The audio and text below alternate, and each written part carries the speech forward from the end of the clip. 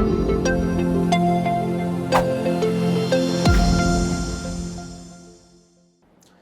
Friends, welcome to GPSC online.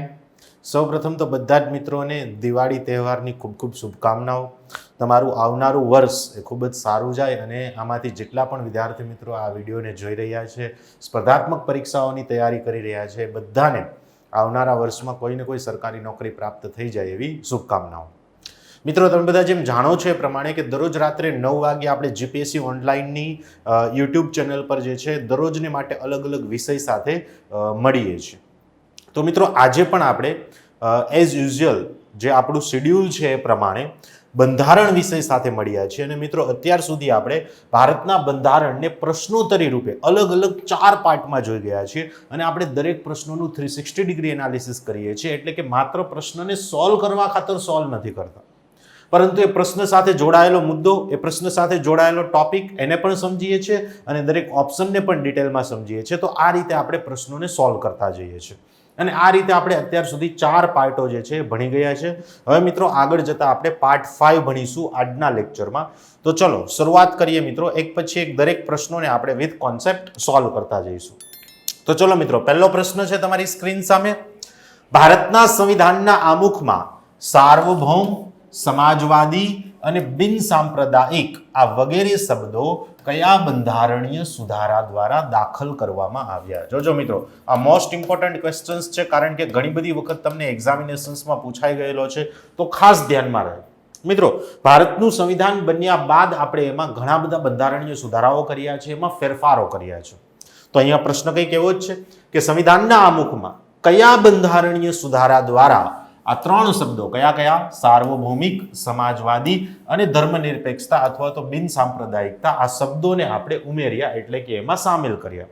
તો મિત્રો, ખાસ યાદ રાખજો, આ સાર્વભૌમિક અને સમાજવાદી જે લાક્ષણિકતા છે ભારત દેશની, ભારત સંઘની, એ મૂળ સંવિધાનમાં નહોતી, પરંતુ એને પાછળથી 42માં બંધારણીય સુધારા દ્વારા, એટલે કે બાય 42nd કોન્સ્ટિટ્યુશનલ અમેન્ડમેન્ટ, એને આપણે સંવિધાનમાં સામેલ કર્યું. તો આપણે આ પ્રશ્ન 1 નો જવાબ શું આવશે મિત્રો? Option C. Option she is the correct answer. જો એ જ વસ્તુ તમને ફરી પાછી અહીંયા કહી છે કે 42માં બંધારણીય સુધારા દ્વારા ભારતના સંવિધાનના આમુખમાં આપણે 3 શબ્દો ઉમેર્યા હતા મિત્રો. કયા કયા 3 શબ્દો ઉમેર્યા હતા? સમાજવાદી, ધર્મનિરપેક્ષતા અને અખંડિતતા. તો આ 3 શબ્દો જે છે, 3 શબ્દો ઉમેરવાથી ભારતના સંવિધાનમાં જે આપણને અલગ અલગ દેશની લાક્ષણિકતાઓ આપેલી છે ભારત દેશની, એ કંઈક આ રીતે થઈ જશે. સૌથી પહેલા આવશે મિત્રો સાર્વભૌમિક. અમે લોકો ભારતને એક સાર્વભૌમિક દેશ બનાવીશું. ત્યાર પછી બીજા નંબરે આવશે સમાજવાદી. ત્યાર પછી જે છે ત્રીજા નંબરે આવશે ધર્મનિરપેક્ષતા અથવા તો બિન સાંપ્રદાયિકતા અને ચોથા નંબરે આવશે લોકતંત્રાત્મક. તો મિત્રો, આ રીતે જે છે એ અલગ અલગ 4 લાક્ષણિકતા ધરાવતો ભારત દેશના નિર્માણની આપણે સંવિધાનના આમુખમાં ચર્ચા કરી છે. ત્યાર પછી છે મિત્રો ક્વેશ્ચન નંબર 2, બીજો પ્રશ્ન. શું કહે છે? 73મા બંધારણીય સુધારા અંતર્ગત 11મી અનુસૂચિમાં સમાવિષ્ટ પંચાયતના 29 વિષયો પૈકી કયા વિષયનો સમાવેશ થતો નથી? જો મિત્રો, પ્રશ્નની અંદર પણ પ્રશ્ન છે, આ પ્રશ્નમાંથી પણ ઘણું બધું આપણને જાણવા મળે છે. પહેલી વસ્તુ એ જાણવા મળે છે કે આપણે 73મા બંધારણીય સુધારા દ્વારા ભારતમાં પંચાયતી રાજ જે છે એને બંધારણીય દરજ્જો આપ્યો અથવા તો સંવૈધાનિક દરજ્જો આપ્યો. મતલબ કે 73મા બંધારણીય સુધારા પહેલા પંચાયતી રાજ ફરજિયાત નહોતું, એને ક્યાંય પણ સંવિધાનમાં સ્થાન આપવામાં નહોતું આવ્યું, એટલા માટે બંધારણમાં કોઈ જોગવાઈ કરેલી નહોતી.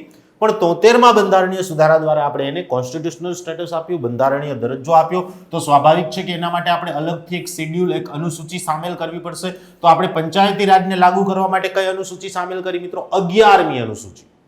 આ 11મી અનુસૂચિમાં સમાવિષ્ટ પંચાયતના 29 વિષયો, મતલબ કે આ જે 11મી અનુસૂચિ છે એમાં પંચાયતના કેટલા વિષયો આપેલા છે? 29 વિષયો. અહીંયાથી આપણો ત્રીજો પ્રશ્ન બની ગયો. યાદ રાખજો, આગળ પણ ક્યાંક પણ તમને પરીક્ષામાં પૂછાઈ શકે છે કે 11મી અનુસૂચિમાં કેટલા વિષયો છે? તો 29 વિષયો.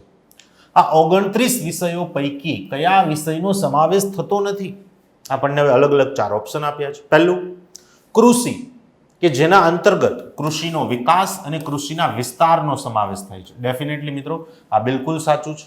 બીજું, જમીન વપરાશ અને મકાનોના બાંધકામના વિનિમયો. જોજો મિત્રો, આ સામેલ થશે નહીં. જમીન વપરાશ અને મકાનોના બાંધકામના વિનિમયો એના ઉપર કાનૂન બનાવવાનો અધિકાર સંબંધિત રાજ્યના વિધાનમંડળને, સંબંધિત રાજ્યની વિધાનસભાને છે. ત્રીજું, ગરીબી ઉન્મૂલન કાર્યક્રમ ડેફિનેટલી એ સામેલ થશે. એના સંદર્ભમાં જે છે પંચાયતો, તાલુકા પંચાયત, ગ્રામ પંચાયત, જિલ્લા પંચાયત કાનૂન બનાવી શકે છે. બિન પરંપરાગત ઉર્જા સ્ત્રોતો અહીંયા આવશે. એ રીતનું બિન પરંપરાગત ઉર્જા સ્ત્રોતો આ માટે પણ જે છે એ જિલ્લા પંચાયત અને તાલુકા પંચાયત જે છે એ અલગ અલગ કાનૂનો બનાવી શકે છે.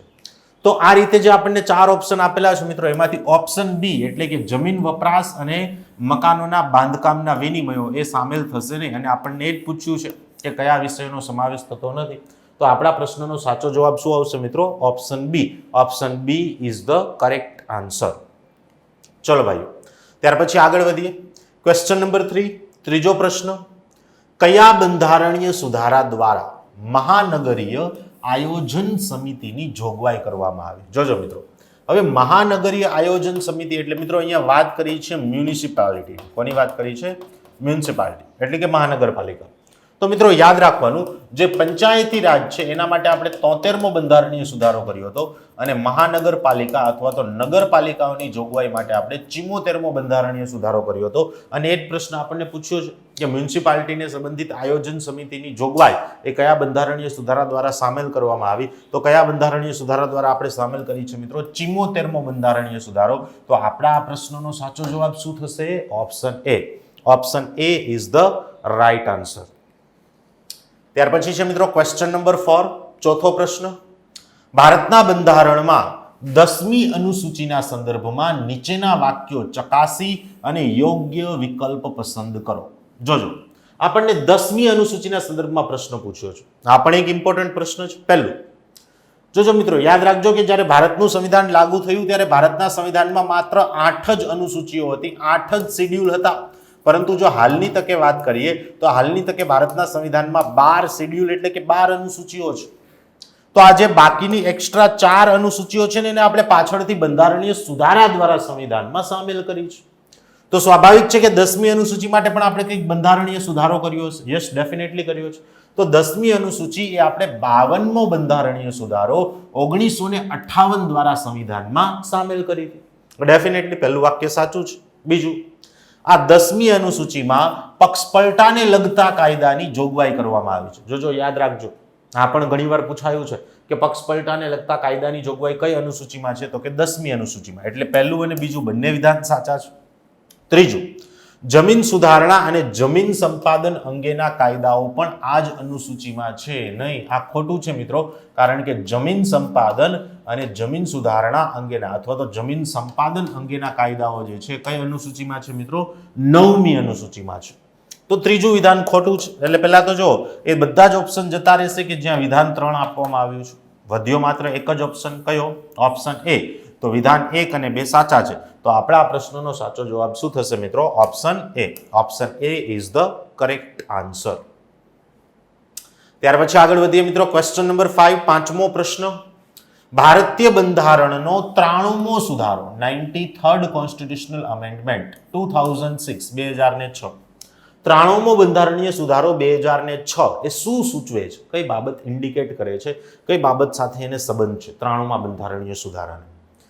પહેલું, ખાનગી અને બિન અનુદાનિત શાળામાં અનુસૂચિત જાતિ અને જનજાતિઓને પ્રવેશમાં આરક્ષણ આપવા અંગે. બિલકુલ મિત્રો આ સાચું છે. મતલબ કે પ્રાઇવેટ તેમજ ગ્રાન્ટેડ અથવા તો નોન ગ્રાન્ટેડ આ તમામ શાળાઓ જે છે એ શાળાઓમાં જે એસસી અને એસટી સમુદાયના બાળકો છે, અનુસૂચિત જાતિ અને જનજાતિ સમુદાયના બાળકો, એમને પ્રવેશમાં આરક્ષણ આપવામાં આવશે, રિઝર્વેશન આપવામાં આવશે. એટલે કે અમુક સીટો એમના માટે રિઝર્વડ હશે. આ જોગવાઈ આપણે કયા બંધારણીય સુધારા દ્વારા કરી છે મિત્રો? 93મા બંધારણીય સુધારા દ્વારા. તો આપણા આ પ્રશ્નનો સાચો જવાબ શું થશે? ક્વેશ્ચન 5 નો આન્સર થશે option A is the correct answer. ત્યાર પછી છે મિત્રો ક્વેશ્ચન નંબર 6.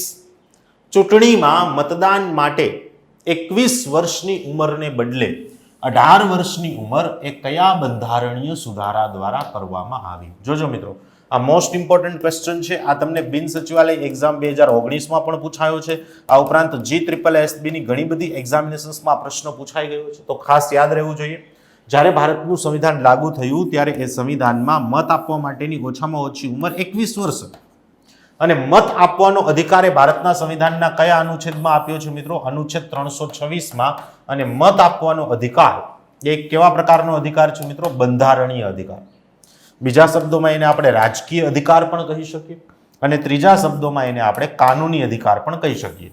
તો મત આપવાનો અધિકાર એ બંધારણીય અધિકાર પણ છે, રાજકીય અધિકાર પણ છે અને કાનૂની અધિકાર પણ છે, જેની જોગવાઈ ક્યાં આપેલી છે? અનુચ્છેદ 326.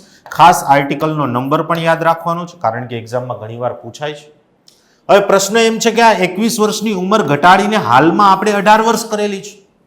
તો આ 18 વર્ષની ઉંમર એ કયા બંધારણીય સુધારા દ્વારા કરવામાં આવી હતી? યાદ રાખજો, 61મો બંધારણીય સુધારો.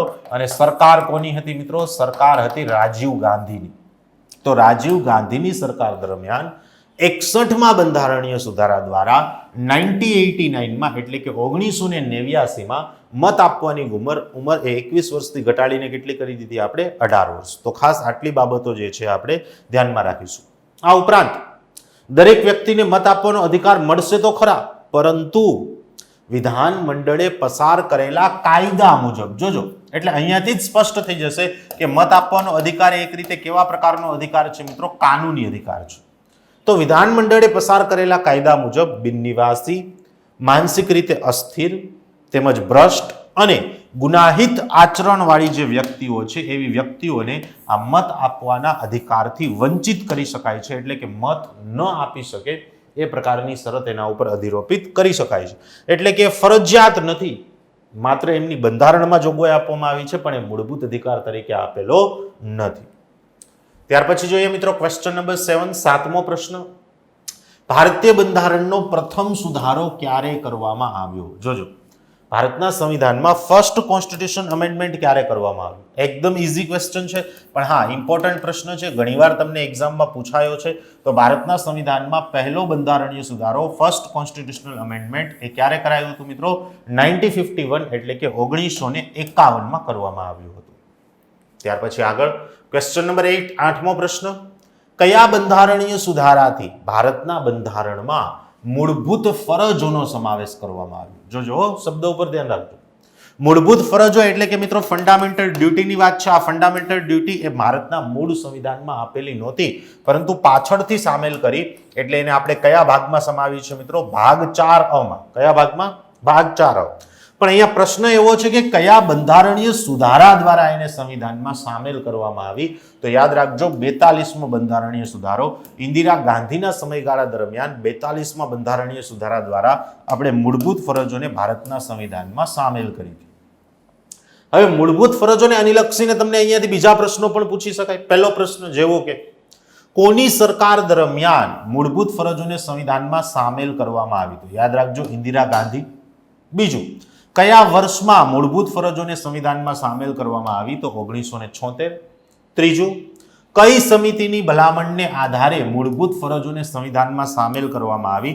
તો મોસ્ટ ઇમ્પોર્ટન્ટ પોઈન્ટ છે, યાદ રાખજો, સરદાર સ્વર્ણસિંહ સમિતિની ભલામણને આધારે આપણે મૂળભૂત ફરજોને સંવિધાનમાં સામેલ કરી. હવે સ્વાભાવિક છે મિત્રો કે આ ભાગ જે છે, આ તત્વ જે છે અથવા તો આ જોગવાઈ જે છે એ મૂળ સંવિધાનમાં નહોતી, એને આપણે પાછળથી સંવૈધાનિક સુધારા દ્વારા સંવિધાનમાં સામેલ કરી છે. તો એને આપણે કોઈ પેટા ભાગમાં સામેલ કરીએ છીએ. ક્યાં સામેલ કરીએ છીએ? પેટા ભાગમાં.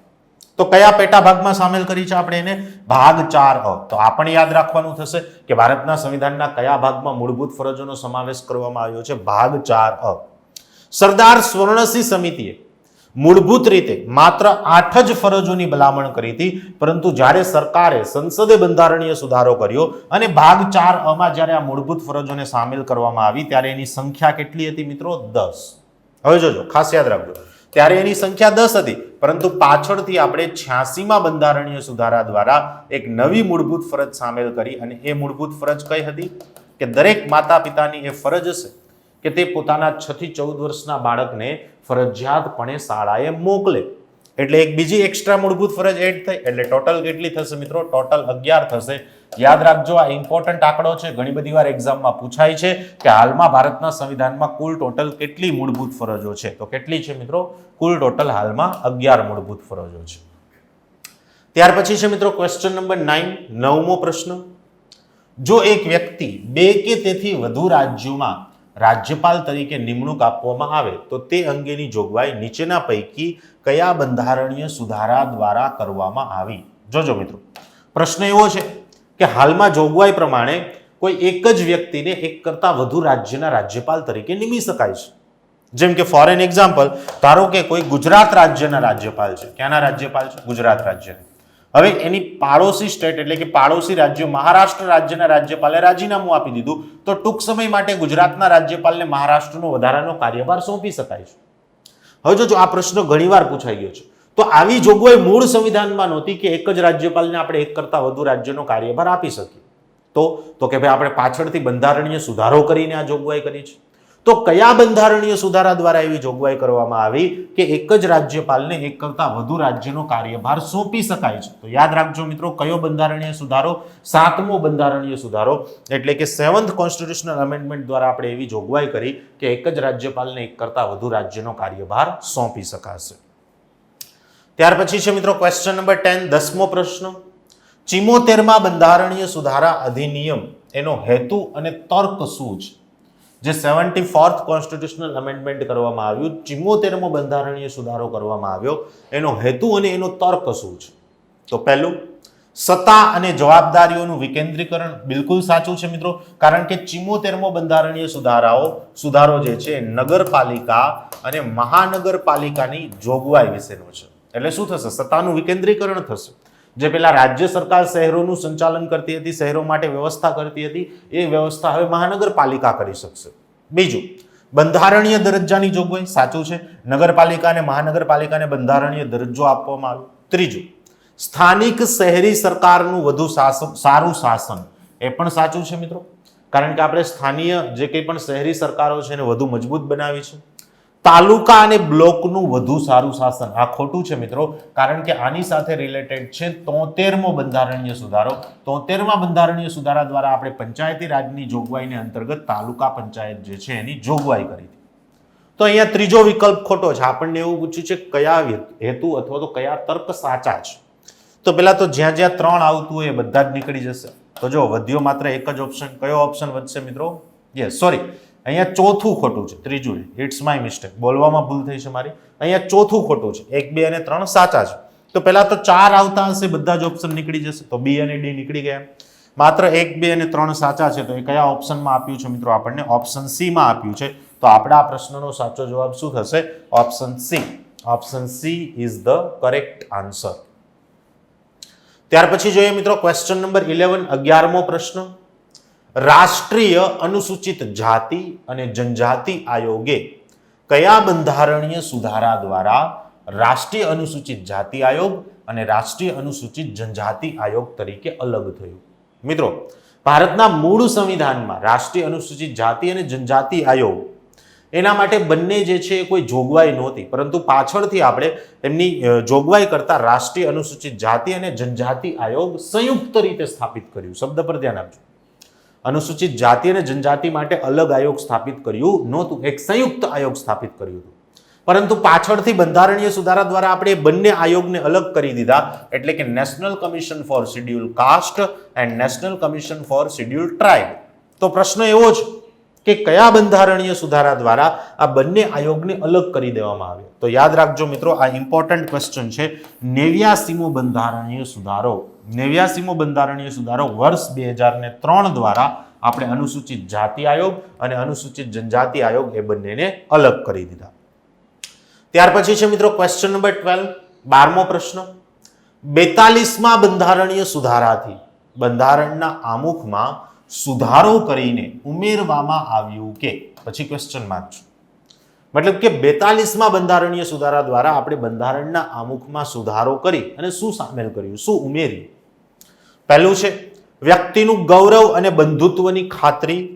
બીજું, વિચાર, અભિવ્યક્તિ, માન્યતા, ધર્મ અને ઉપાસનાની સ્વતંત્રતા. નહીં, કારણ કે આ બધું ઓરિજિનલ કોન્સ્ટિટ્યુશનમાં હતું જ. પાછળથી બંધારણીય સુધારા દ્વારા આ બંને વાક્યો આપણે સામેલ કર્યા નથી.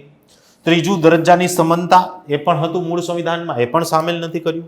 ચોથું, રાષ્ટ્રની એકતા અને અખંડિતતા. આ બિલકુલ સાચું છે, કારણ કે રાષ્ટ્રની એકતા અને અખંડિતતા, આમાં જે અખંડિતતા શબ્દ આપ્યો છે એ મૂળ સંવિધાનમાં હતો નહીં. પરંતુ એને આપણે પાછળથી બંધારણીય સુધારા દ્વારા 42માં બંધારણીય સુધારા દ્વારા સંવિધાનમાં સામેલ કર્યો હતો. અને યાદ રાખજો, આ અખંડિતતાનો વિચાર જે છે એ આપણે ફ્રાન્સના સંવિધાનમાંથી લીધેલો છે. ક્યાંથી લીધેલો છે મિત્રો? ફ્રાન્સ. તો આપણા પ્રશ્નનો સાચો જવાબ શું થશે મિત્રો? Option D. Option D is the correct answer. ત્યાર પછી છે ક્વેશ્ચન નંબર 13, 13મો પ્રશ્ન. કયા બંધારણીય સુધારા દ્વારા લોકસભાની મુદત 5 વર્ષથી બદલીને 6 વર્ષ કરી દેવામાં આવી હતી? જોજો, ખાસ ધ્યાન આપજો. By which constitutional amendment the tenure of the Lok Sabha has been reduced up to 5 years from the has been increased up to 6 years from the 5 years. 6 વર્ષ જે છે એ કરવામાં આવી. મતલબ કે પહેલા કેટલી હતી? પહેલા 5 વર્ષ હતી. તો 5 વર્ષથી વધારીને 6 વર્ષ. યાદ રાખજો મિત્રો, ઇન્દિરા ગાંધીના સમયગાળા દરમિયાન જ્યારે રાષ્ટ્રીય આપાતકાળની જોગવાઈ થઈ હતી આંતરિક ખલેલના કારણે, ઇન્ટરનલ ડિસ્ટર્બન્સના કારણે, એ સમયગાળા દરમિયાન 42માં બંધારણીય સુધારાથી આપણે લોકસભાનો કાર્યકાળ જે છે 5 વર્ષથી વધારીને કેટલો કરી દીધો મિત્રો? 6 વર્ષ. ત્યાર પછી છે ક્વેશ્ચન નંબર 14, 14મો પ્રશ્ન. ભારતીય બંધારણના કયા સુધારા અંતર્ગત શિક્ષણના અધિકારને મૂળભૂત અધિકાર તરીકે સમાવવામાં આવ્યો છે? જોજો મિત્રો, શિક્ષણનો અધિકાર એટલે કે રાઇટ ટુ એજ્યુકેશન, એકદમ સિમ્પલ શબ્દમાં શોર્ટમાં કહીએ તો આરટીઈ. આરટીઈની જોગવાઈ મૂળ સંવિધાનમાં હતી નહીં, પરંતુ પાછળથી બંધારણીય સુધારો કરી અને આપણે રાઇટ ટુ એજ્યુકેશન, શિક્ષણના અધિકારને સંવિધાનમાં સામેલ કર્યો છે. યાદ રાખજો મિત્રો, ગૌણ સેવા પસંદગી મંડળ અને જીપીએસસી દ્વારા આયોજિત ઘણી બધી પરીક્ષાઓમાં તમને આ પ્રશ્ન પૂછાઈ ગયેલો છે. આ મોસ્ટ આઈએમપી ક્વેશ્ચન છે. તો અહીંયા આપણો જવાબ શું આવશે મિત્રો? 86મો બંધારણીય સુધારો, એટલે કે બાય 86th કોન્સ્ટિટ્યુશનલ અમેન્ડમેન્ટ. 86માં બંધારણીય સુધારા દ્વારા આપણે ભારતના સંવિધાનમાં અનુચ્છેદ 21 એ સામેલ કર્યો અને શિક્ષણના અધિકારની જોગવાઈ કરી. તો જો એના વિશેની માહિતી પણ આપી છે આપણને કે ભારતના સંવિધાનમાં 86માં બંધારણીય સુધારા દ્વારા અનુચ્છેદ 21 એ આર્ટિકલ 21 એ સામેલ કરવામાં આવ્યો. અનુચ્છેદ 21 એ શેની વાત કરે છે? 6 થી 14 વર્ષના તમામ બાળકોને મફત અને ફરજિયાત શિક્ષણ આપવામાં આવશે. જોજો, શબ્દ પર ધ્યાન આપજો. ક્યારેક પ્રશ્ન એવો પણ પૂછાય છે કે ભારતના સંવિધાનમાં આપેલા શિક્ષણના અધિકારના અંતર્ગત કેટલા વર્ષથી લઈને કેટલા વર્ષ સુધીની ઉંમરના બાળકોનો સમાવેશ થાય છે? તો ક્યાંથી ક્યાં સુધી મિત્રો? 6 થી 14 વર્ષની ઉંમર સુધીના જે બાળકો છે એને મફત અને ફરજિયાત શિક્ષણ આપવામાં આવશે. આ જોગવાઈને અનુલક્ષીને સંસદે આરટીઈ અધિનિયમ 2009 પસાર કર્યો, જે ક્યારથી લાગુ થયેલો છે ભારતમાં? જે 1 એપ્રિલ 2010 થી લાગુ થયો છે. યાદ રાખજો, આ પોઈન્ટ પણ ઇમ્પોર્ટન્ટ છે. એક વખત પ્રશ્ન એવો પણ પૂછાઈ ગયો છે કે ભારતમાં ક્યારથી શિક્ષણનો અધિકાર લાગુ થયો છે? તો ક્યારથી લાગુ થયો છે? 1 એપ્રિલ વર્ષ 2010 થી. તો આમાંથી કેટલી બાબત યાદ રાખવાની? પહેલું, આર્ટિકલનો નંબર, અનુચ્છેદ 21 શેના વિશેની જોગવાઈ કરે છે? શિક્ષણનો અધિકાર. ત્રીજું, કઈ તારીખથી આમની જોગવાઈને લાગુ કરતો આરટી કાયદો અમલમાં આવ્યો? 1 એપ્રિલ 2010. અને ચોથું, કયા બંધારણીય સુધારા દ્વારા આપણે અનુચ્છેદ 21 સામેલ કર્યો? 86મો બંધારણીય સુધારો વર્ષ 2002. જો તમે ઘણી વખત જે છે ન્યૂઝપેપરમાં અથવા તો ટીવીમાં આવી એડ જોતા હશો કે શિક્ષા કા અધિકાર, સર્વ શિક્ષા અભિયાન, સબ પઢે સબ બઢે, મતલબ કે દરેક વ્યક્તિ ભણે અને દરેક વ્યક્તિ આગળ વધે. ત્યાર પછી છે મિત્રો ક્વેશ્ચન નંબર 15, 15મો પ્રશ્ન. નીચેના પૈકી બંધારણના કયા સુધારાથી સૌ પ્રથમ વખત રાષ્ટ્રપતિ માટે કેન્દ્રીય મંત્રીમંડળની સલાહ અનુસાર પગલાં લેવાનું ફરજિયાત બનાવી દેવામાં આવ્યું? મિત્રો, ભારતના સંવિધાનમાં એક અનુચ્છેદ છે, આર્ટિકલ નંબર 74.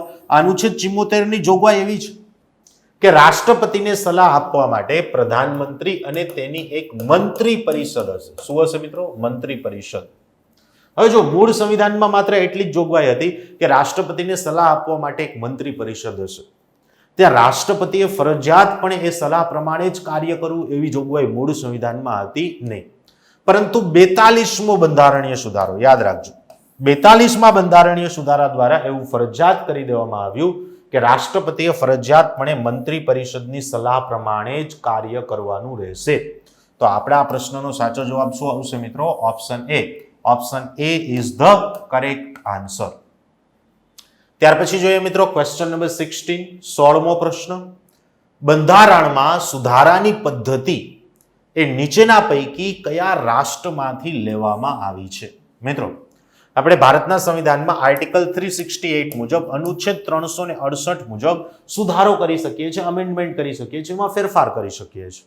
યાદ રાખજો, આ પ્રશ્ન પણ ઘણીવાર પૂછાય છે કે કયા અનુચ્છેદ મુજબ ભારતના સંવિધાનમાં સુધારો કરી શકાય છે. તો કયો આર્ટિકલ? આર્ટિકલ 368. પણ પ્રશ્ન એવો છે કે આર્ટિકલ 368 મુજબ જે સંવિધાનમાં સુધારો થઈ શકે છે એ સુધારાની પદ્ધતિનો વિચાર આપણે કયા દેશમાંથી લીધેલો છે? તો યાદ રાખજો, આ પણ ઇમ્પોર્ટન્ટ છે. આ વિચાર આપણે કયા દેશમાંથી લીધેલો છે મિત્રો?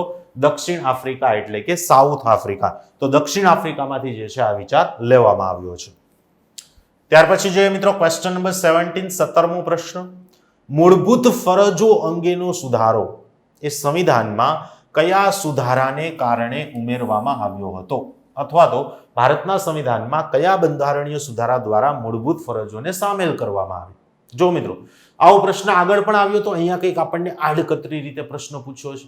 તો મિત્રો લાસ્ટ ટાઈમ પણ જ્યારે આપણે પ્રશ્નમાં ચર્ચા કરી ત્યારે પણ મેં તમને કીધું હતું કે મૂળ સંવિધાનમાં મૂળભૂત ફરજોનો કોઈ ઉલ્લેખ આપવામાં આવ્યો નહોતો, પરંતુ ઇન્દિરા ગાંધીની સરકાર દરમિયાન 1976 સરદાર સ્વર્ણસિંહ સમિતિની ભલામણને આધારે, જોજો ધ્યાન આપજો, સરદાર સ્વર્ણસિંહ સમિતિની ભલામણને આધારે ભાગ 4A સામેલ કર્યો અને મૂળભૂત ફરજોને સંવિધાનમાં સમાવવામાં આવી.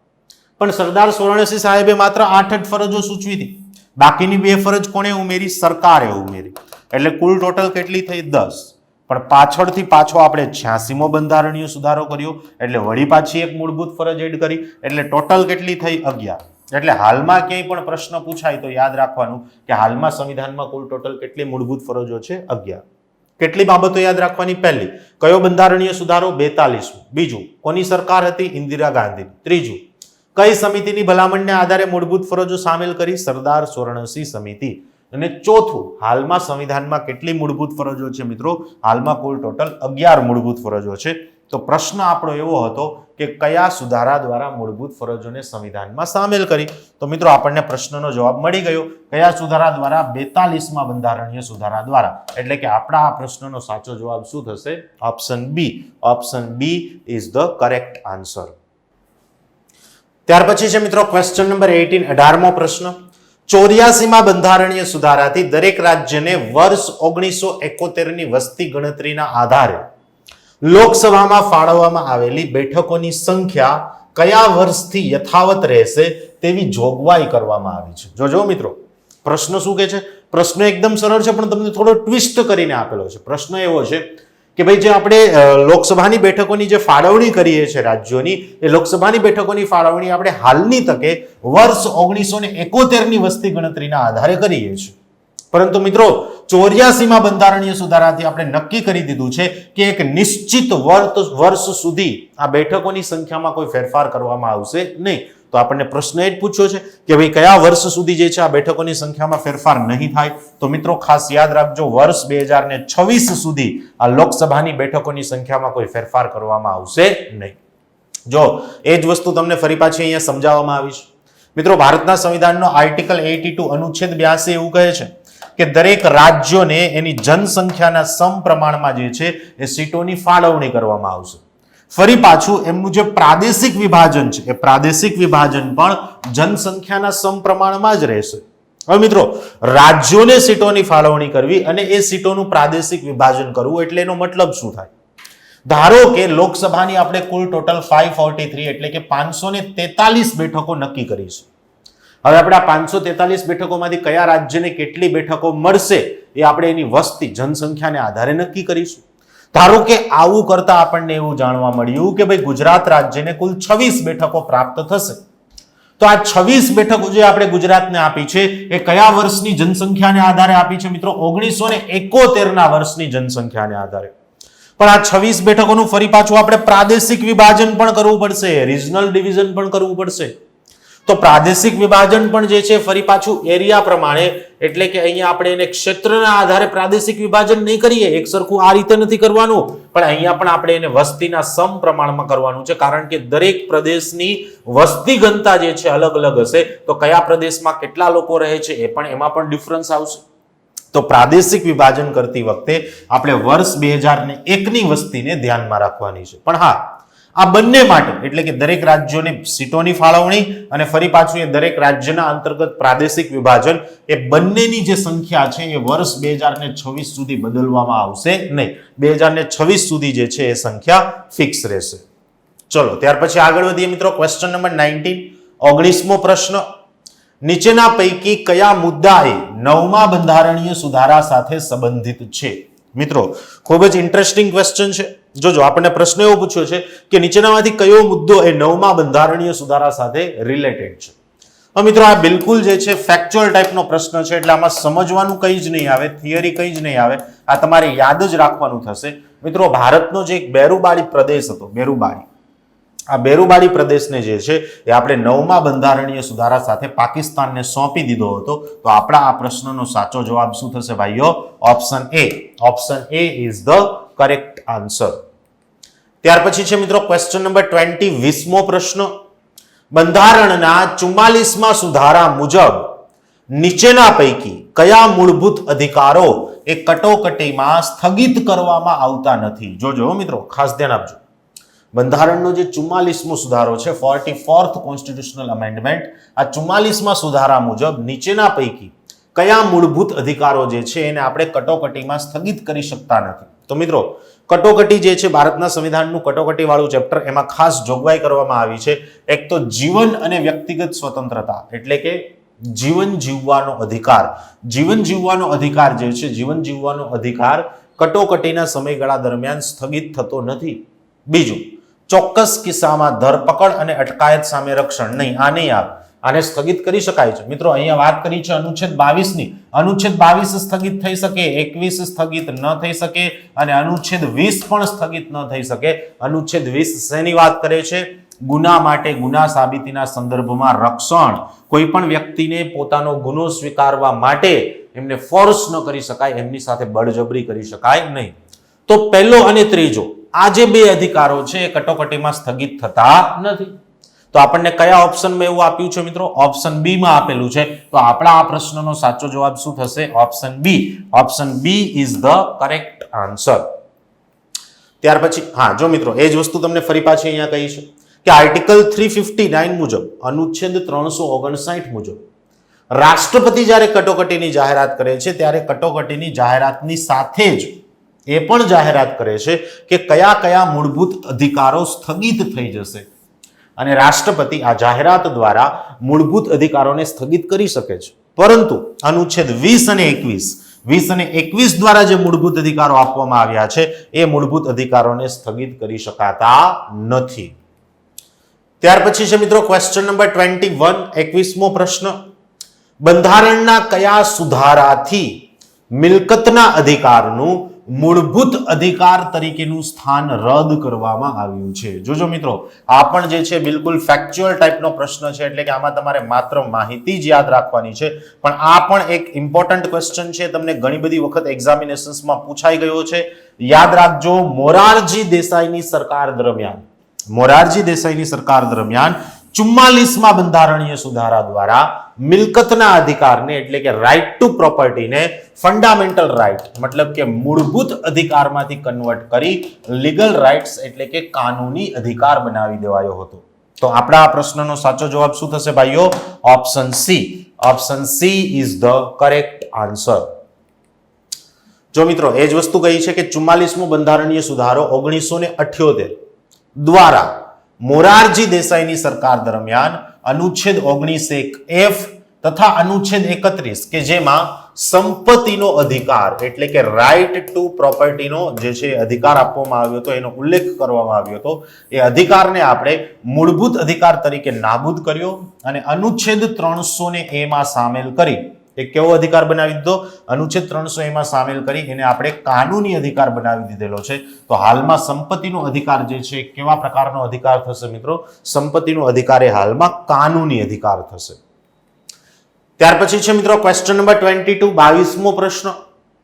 રાજ્ય પર્યાવરણનું જતન અને એમાં સુધારણા કરવાનો અને દેશના જંગલો અને વન્ય પશુ પક્ષીઓનું રક્ષણ કરવાનો પ્રયત્ન કરશે તેવી જોગવાઈ અનુચ્છેદ 48A એટલે કે 48K માં કયા બંધારણીય સુધારાથી કરવામાં આવેલી છે? જોજો અહીંયા પણ જ્યાં જ્યાં તમને રાજ્ય શબ્દ આપેલો છે ત્યાં તમારે એનો મતલબ શું સમજવાનો છે મિત્રો? સરકાર. મિત્રો આ પ્રશ્ન ડીપીએસપી એટલે કે ડિરેક્ટિવ પ્રિન્સિપલ ઓફ સ્ટેટ પોલિસીને લગતો છે. રાજ્ય નીતિના માર્ગદર્શક સિદ્ધાંતો. મિત્રો રાજ્ય નીતિના માર્ગદર્શક સિદ્ધાંતોના અનુચ્છેદ 48 માં જોગવાઈ આપેલી છે કે સરકાર પર્યાવરણનું જતન કરવાનો તેમજ એમાં સુધારણા કરવાનો પ્રયત્ન કરશે. પણ મિત્રો પ્રશ્ન એવો છે કે આ જે અનુચ્છેદ 48 એ આપેલો છે તો સ્વાભાવિક છે કે આ મૂળ સંવિધાનમાં હશે નહીં, પરંતુ પાછળથી એને આપણે બંધારણીય સુધારા દ્વારા સંવિધાનમાં સામેલ કર્યો હશે. તો પ્રશ્ન એવો છે કે કયા બંધારણીય સુધારા દ્વારા એને આપણે સંવિધાનમાં સામેલ કર્યો છે? તો યાદ રાખજો મિત્રો, કયા બંધારણીય સુધારા દ્વારા? 42મો બંધારણીય સુધારો કે જે ઇન્દિરા ગાંધી સરકાર દરમિયાન થયો હતો. મિત્રો એક પ્રશ્ન તમને એવો પણ પૂછાય છે કે ભાઈ કયા બંધારણીય સુધારા બાદ પર્યાવરણને લગતા કાનૂનોનું પ્રમાણ વધી ગયું? પર્યાવરણને લગતા કાનૂનોનું પ્રમાણ વધી ગયું. તો એનો આન્સર પણ શું આવશે મિત્રો? 42મો બંધારણીય સુધારો જ આવશે. તો આપણા આ પ્રશ્નનો સાચો જવાબ શું થશે ભાઈઓ? Option A. Option A is the correct answer. જો અહીંયા કહ્યું છે કે જે આર્ટિકલ 48 એ છે 42મા બંધારણીય સુધારા દ્વારા સંવિધાનમાં સામેલ કરવામાં આવ્યો છે, અને આ જે અનુચ્છેદ છે એક પ્રકારની કેવી વિચારધારા સાથે સંબંધ ધરાવે છે? ઉદારવાદી વિચારધારા. ઉદારવાદી વિચારધારા એટલા માટે કારણ કે સરકાર પોતાના જવાબદારી ક્ષેત્રથી બહાર જઈને પણ પર્યાવરણ તેમજ વન્ય પશુ પક્ષીઓનું રક્ષણ કરવાનો અને એમાં સુધારણા લાવવાનો પ્રયત્ન કરે છે. ત્યાર પછી છે મિત્રો ક્વેશ્ચન નંબર 23, 23મો પ્રશ્ન. રાજ્ય નીતિના માર્ગદર્શક સિદ્ધાંતો હેઠળ અનુચ્છેદ 43 બ એટલે કે આર્ટિકલ 43 બી જે વર્ષ 2011માં ઉમેરવામાં આવ્યો, રાજ્ય પાસેથી એવી અપેક્ષા રાખે છે કે સહકારી સમિતિઓનું સ્વૈચ્છિક ગઠન કરી સ્વાયત્ત સંચાલન, લોકતાંત્રિક નિયંત્રણ તથા વ્યવસાયિક પ્રબંધનને ઉત્તેજન આપવામાં આવશે. આ બાબત કયા બંધારણીય સુધારા દ્વારા સંવિધાનમાં સામેલ કરવામાં આવી? જોજો મિત્રો, આ પણ વેરી મોસ્ટ ઇમ્પોર્ટન્ટ ક્વેશ્ચન છે. આ પણ તમને જીપીએસસી ક્લાસ 1, 2 અને 3 લેવલ સુધી જે છે તમને ઘણી બધી વખત પરીક્ષામાં પૂછાઈ ગયો છે. મિત્રો article 43 B DPSP directive principle of state પોલિસીનો અનુચ્છેદ 43 બી એવું કહે છે કે સહકારી સમિતિઓની રચના કરવામાં આવશે તેમજ તેમને પ્રોત્સાહિત કરવાનો પ્રયત્ન કરવામાં આવશે, એનું માળખું વધુ મજબૂત બનાવવામાં આવશે. મિત્રો આ જોગવાઈ 97માં બંધારણીય સુધારા દ્વારા સંવિધાનમાં સામેલ કરવામાં આવી હતી. કયો બંધારણીય સુધારો? 97th constitutional amendment. તો આપણા આ પ્રશ્નનો સાચો જવાબ શું થશે ભાઈઓ? Option B. Option B is the correct answer. જો અહીંયા કહ્યું જ છે. અને મિત્રો આ જે છે એક પ્રકારનો સમાજવાદી સિદ્ધાંત પણ ન કહી શકાય, પરંતુ એમને ગાંધીવાદી સિદ્ધાંત કહીશું, કારણ કે સહકારી ઢબે આંદોલન કરવું એ કોની વિચારધારા હતી? એ ગાંધીજીની વિચારધારા હતી. તો અનુચ્છેદ 43 કે ભાઈ જે છે એ વહીવટમાં કર્મચારીઓને ભાગીદાર બનાવવા તેમજ સહકારી મંડળીઓ જે છે એને પ્રોત્સાહન આપવું, એને ઉત્તેજન આપવું, એ કેવા પ્રકારની વિચારધારા છે? ગાંધીવાદી વિચારધારા છે, ને જેનો સમાવેશ આર્ટિકલ 43A એટલે કે અનુચ્છેદ 43 એમાં કરવામાં આવ્યો છે. ત્યાર પછી છે મિત્રો ક્વેશ્ચન નંબર 24, 24મો પ્રશ્ન. સંવિધાનમાં બંધારણીય સુધારા કરવા અંગેની પ્રક્રિયા બાબતે કયા અનુચ્છેદમાં જોગવાઈ કરવામાં આવી છે? મિત્રો સંવિધાનમાં સુધારો કરવા માટે ભારતના સંવિધાનના કયા અનુચ્છેદમાં જે છે એના માટેની જોગવાઈ થયેલી છે? કયા આર્ટિકલ મુજબ ભારતના સંવિધાનમાં સુધારો થઈ શકે છે? મિત્રો આ પણ એક ઇમ્પોર્ટન્ટ ક્વેશ્ચન છે, ખાસ યાદ રાખજો. ભારતના સંવિધાનમાં સુધારો કરવાની પ્રક્રિયાનો ઉલ્લેખ આર્ટિકલ 368 એટલે કે કયા અનુચ્છેદમાં આપેલો છે? અનુચ્છેદ 368માં આપેલો છે. તો અહીંયા આપણા પ્રશ્નનો સાચો જવાબ શું થશે? Option B. Option B is the correct answer.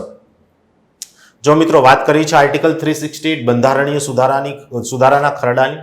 બંધારણીય સુધારાનો ખરડો એ સંસદના બંનેમાંથી કોઈ પણ સદનમાં રજૂ થઈ શકે છે. જોજો ખાસ ધ્યાન આપજો, સંસદના બંનેમાંથી કોઈ પણ સદનમાં બંધારણીય સુધારાનો ખરડો રજૂ કરી શકાય છે, પણ હા એને સંસદના બંને સદનમાંથી વિશિષ્ટ બહુમતીથી પસાર કરવો જરૂરી છે. ખાસ ધ્યાન રહે મિત્રો, વિશિષ્ટ બહુમતી એટલે કે ઉપસ્થિત અને મત આપવાવાળા સદસ્યોની 2/3 બહુમતી તેમજ કુલ સદસ્યોની સામાન્ય બહુમતી, આ બંનેમાંથી જે વધારે હોય તે. આવી બહુમતીને શું કહેવાય ભાઈઓ? વિશિષ્ટ બહુમતી. તો બંધારણીય સુધારાના ખરડાને વિશિષ્ટ બહુમતીથી પસાર કરવો એ જરૂરી છે, જેનો ઉલ્લેખ ક્યાં આપેલો છે? આર્ટિકલ 368 એટલે કે અનુચ્છેદ 368 માં. ત્યાર પછી છે મિત્રો ક્વેશ્ચન નંબર 25, 25મો પ્રશ્ન. 100મો બંધારણીય સુધારો એ નીચેના પૈકી કઈ બાબત અંગે કરવામાં આવ્યો હતો? જોજો મિત્રો, હું તમને અમુક બંધારણીય સુધારાના નંબર કહું છું કે જે મોસ્ટ ઇમ્પોર્ટન્ટ છે, જે તમને આવનારી પરીક્ષાઓમાં પૂછી શકાય છે. 105 સુધી, 100 થી લઈને 105 સુધી. 100મો બંધારણીય સુધારો, 101, 102, 103, 104 અને 105. આ પાંચે પાંચ બંધારણીય સુધારાના નંબર અને એની જોગવાઈ શું છે એ તમારે ખાસ યાદ રાખવાનું છે, કારણ કે તમને આવનારી પરીક્ષાઓમાં પૂછી શકાય છે. તો મિત્રો, જે 100મો બંધારણીય સુધારો હતો એ ભારત અને બાંગ્લાદેશ વચ્ચેના ગામડાઓ જે છે એ ગામડાઓની આપલે બાબતનો હતો. આપણે અમુક ગામડાઓ જે છે એ બાંગ્લાદેશને આપી દીધા અને બાંગ્લાદેશે પણ પોતાના વિસ્તારના અમુક ગામડાઓને કોને સોંપી દીધા? ભારતને સોંપી દીધા. તો આપણા આ પ્રશ્નનો સાચો જવાબ શું થશે ભાઈઓ? Option B. Option B is the correct answer. ત્યાર પછી છે મિત્રો ક્વેશ્ચન નંબર 26, 26મો પ્રશ્ન. રાષ્ટ્રપતિ મંત્રીમંડળની સલાહની સામાન્ય રીતે અથવા અન્યથા ફેર વિચારણા કરવા મંત્રીમંડળને કહી શકશે અને એવી ફેર વિચારણા પછી અપાયેલી સલાહ પ્રમાણે રાષ્ટ્રપતિએ કાર્ય કરવું તેવી જોગવાઈ સંવિધાનના કયા બંધારણીય સુધારાથી ઉમેરવામાં આવી? હવે મિત્રો, આ પ્રશ્નને સમજવા માટે અને આ પ્રશ્નનો જવાબ આપવા માટે સૌથી પહેલા તો આપણે ઇન્દિરા ગાંધીના સમયગાળા દરમિયાન થયેલા 42મા બંધારણીય સુધારાની ચર્ચા કરી દઈએ. મિત્રો, 42મા બંધારણીય સુધારા દ્વારા એવી જોગવાઈ કરવામાં આવી હતી કે રાષ્ટ્રપતિએ ફરજિયાતપણે મંત્રીમંડળની સલાહ મુજબ જ કાર્ય કરવાનું રહેશે. પરંતુ આગળ જતા મોરારજી દેસાઈની સરકાર દરમિયાન 44મા બંધારણીય સુધારા દ્વારા એવી જોગવાઈ કરવામાં આવી કે રાષ્ટ્રપતિ આ સલાહને પુનઃ વિચારણા માટે એક વખત ફરી પાછી મંત્રી પરિષદને મોકલી શકે છે. માત્ર એક વખત. જો રાષ્ટ્રપતિને એવું લાગે કે મંત્રીમંડળે આપેલી સલાહ યોગ્ય નથી, તો રાષ્ટ્રપતિ પુનઃ વિચારણા કરવા માટે એક વખત મોકલી શકે છે કે ભાઈ આ બાબત ઉપર ફરીથી વિચાર કરવામાં આવે. પણ જો મંત્રી પરિષદ ફરી પાછી એની એ જ સલાહ આપે તો યાદ રાખજો, હવે બીજી વખત રાષ્ટ્રપતિએ ફરજિયાતપણે આ જ સલાહ મુજબ કાર્ય કરવું પડશે. તો આ એક વખત જે પુનઃ વિચારણાની જોગવાઈ છે એ જોગવાઈ આપણે કયા બંધારણીય સુધારા દ્વારા કરી હતી મિત્રો? 44માં. 42મા બંધારણીય સુધારા દ્વારા રાષ્ટ્રપતિએ મંત્રી પરિષદની સલાહ મુજબ કામ કરવાનું ફરજિયાત બનાવી દીધું.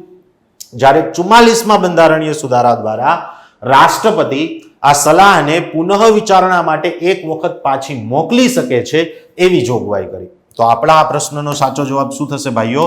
Option C. Option she is the correct answer. ત્યાર પછી છે મિત્રો ક્વેશ્ચન નંબર 27, 27મો પ્રશ્ન. ભારતીય બંધારણનો કયો સુધારો એ સમગ્ર બંધારણની કાયાકલ્પ કરી નાખે છે, એટલે કે સમગ્ર બંધારણને નવો જન્મ આપે છે? મિત્રો, આના વિશે પણ મેં ઘણી વખત લાઈવ લેક્ચરમાં ચર્ચા કરી છે, આપણા એપ્લિકેશનના કોર્સમાં પણ ચર્ચા કરેલી છે, અને જે આપણે યુટ્યુબ પર બંધારણનો લાંબો એવો વિડીયો મૂક્યો છે એમાં પણ ચર્ચા કરી છે કે 42મો બંધારણીય સુધારો જે છે, 42મો બંધારણીય સુધારો, એને આપણે મિની કોન્સ્ટિટ્યુશન ઓફ ઇન્ડિયા એટલે કે ભારતનું નાનું સંવિધાન કહીએ છીએ, કે જેણે સમગ્ર સંવિધાનની શકલ બદલી નાખી હતી. તો આપણા આ પ્રશ્નનો સાચો જવાબ શું થશે ભાઈઓ? Option C. Option she is the correct answer. ત્યાર પછી છે મિત્રો ક્વેશ્ચન નંબર 28, 28મો પ્રશ્ન. નીચેના પૈકી કયો બંધારણીય સુધારો એ અનુસૂચિત જાતિઓ અને અનુસૂચિત જનજાતિઓ માટે બઢતીમાં, મિત્રો અહીંયા બઢતીનો મતલબ થશે પ્રમોશન, બઢતીમાં આરક્ષણની જોગવાઈ કરે છે? મિત્રો, કયા બંધારણીય સુધારા દ્વારા આપણે એસસી અને એસટી ને પ્રમોશનમાં જે છે આરક્ષણની જોગવાઈ કરી દીધી? જોજો, એસસી અને એસટી ને સરકારી નોકરીઓમાં તો આરક્ષણની જોગવાઈ આપણે કરી જ હતી, પરંતુ સરકારી નોકરી મેળવ્યા બાદ જ્યારે પ્રમોશનની વાત આવે ત્યારે પ્રમોશનમાં રિઝર્વેશનની જોગવાઈ આપણે કયા બંધારણીય સુધારા દ્વારા કરેલી છે? તો યાદ રાખજો મિત્રો, 85મો બંધારણીય સુધારો. 85મા બંધારણીય સુધારા દ્વારા એસસી અને એસટી ને આપણે પ્રમોશનમાં રિઝર્વેશન આપેલું છે. ત્યાર પછી છે મિત્રો ક્વેશ્ચન નંબર 29, 29મો પ્રશ્ન. કયા બંધારણીય સુધારા અધિનિયમે બે કે બે કરતા વધુ રાજ્યો માટે એક જ રાજ્યપાલની નિમણૂક કરવાની બાબતને શક્ય બનાવી? જોજો મિત્રો, આપણે એવી જોગવાઈ ભણીએ છીએ કે આર્ટિકલ 153 માં કે ભારત દરેક રાજ્યમાં એક રાજ્યપાલ હશે, પરંતુ એ જ આર્ટિકલ 153 માં એવી પણ જોગવાઈ કરવામાં આવેલી છે કે એક જ રાજ્યપાલને એક કરતા વધુ રાજ્યનો કાર્યભાર સોંપી શકાય છે. યસ, અહીંયા આવશે 154 અનુચ્છેદ 154. એક જ રાજ્યપાલને એક કરતા વધુ રાજ્યનો કાર્યભાર સોંપી શકાય છે. આ જોગવાઈ મૂળ સંવિધાનમાં હતી નહીં, પરંતુ પાછળથી 7મા બંધારણીય સુધારા દ્વારા આપણે આ જોગવાઈને સંવિધાનમાં સામેલ કરી છે. મિત્રો, 7મા બંધારણીય સુધારા દ્વારા આપણે બે જોગવાઈને સંવિધાનમાં સામેલ કરેલી છે. પહેલી કે એક જ રાજ્યપાલને એક કરતા વધુ રાજ્યનો કાર્યભાર આપી શકાય, અને બીજું કે એક જ હાઈકોર્ટને પણ એક કરતા વધારે રાજ્યનો કાર્યભાર આપી શકાય છે. તો આ બંને જોગવાઈ માટે આપણે કયો બંધારણીય સુધારો કર્યો હતો ભાઈઓ? 7મો બંધારણીય સુધારો. ત્યાર પછી છે મિત્રો ક્વેશ્ચન નંબર 30, 30મો પ્રશ્ન. જો ભારતીય સંવિધાનમાં નવા રાજ્યની રચના કરવી હોય તો નીચેના પૈકી કઈ સૂચિમાં, કઈ અનુસૂચિમાં, કયા શેડ્યુલમાં સુધારો કરવો પડે? જોજો મિત્રો, જો આપણે સંવિધાનમાં નવા રાજ્યની રચના કરવી હોય, બરાબર છે, નવા રાજ્યની રચના કરવી હશે આપણે, તો પહેલી અને ચોથી અનુસૂચિમાં સુધારો કરવો પડશે. મિત્રો યાદ રાખજો, કારણ કે પહેલી અનુસૂચિમાં દરેક રાજ્યના નામો આપેલા છે અને ચોથી અનુસૂચિમાં એ રાજ્યને રાજ્યસભામાં કેટલી સીટો મળશે એ આપેલું છે. હવે સ્વાભાવિક છે ને કે એક આ સંપૂર્ણ રાજ્ય છે, એમાંથી આપણે એના બે ભાગ કરી દઈએ તો રાજ્યના નામમાં પરિવર્તન થશે, એટલે કે પહેલા તો એક પહેલી અનુસૂચિમાં સુધારો કરવો પડશે. જે નવા છૂટા પડતા રાજ્ય છે એની રાજ્યસભાની સીટો પણ બદલાશે, એટલે ચોથી અનુસૂચિમાં પણ આપણે સુધારો કરવો પડશે. પણ જો ઓપ્શનમાં આપણે કે ચોથું નથી આપેલું, માત્ર પહેલું આપેલું છે, તો આપણા આ પ્રશ્નનો સાચો જવાબ શું થશે ભાઈઓ? Option A. Option A is the correct answer. ત્યાર પછી છે મિત્રો ક્વેશ્ચન નંબર 31, 31મો પ્રશ્ન.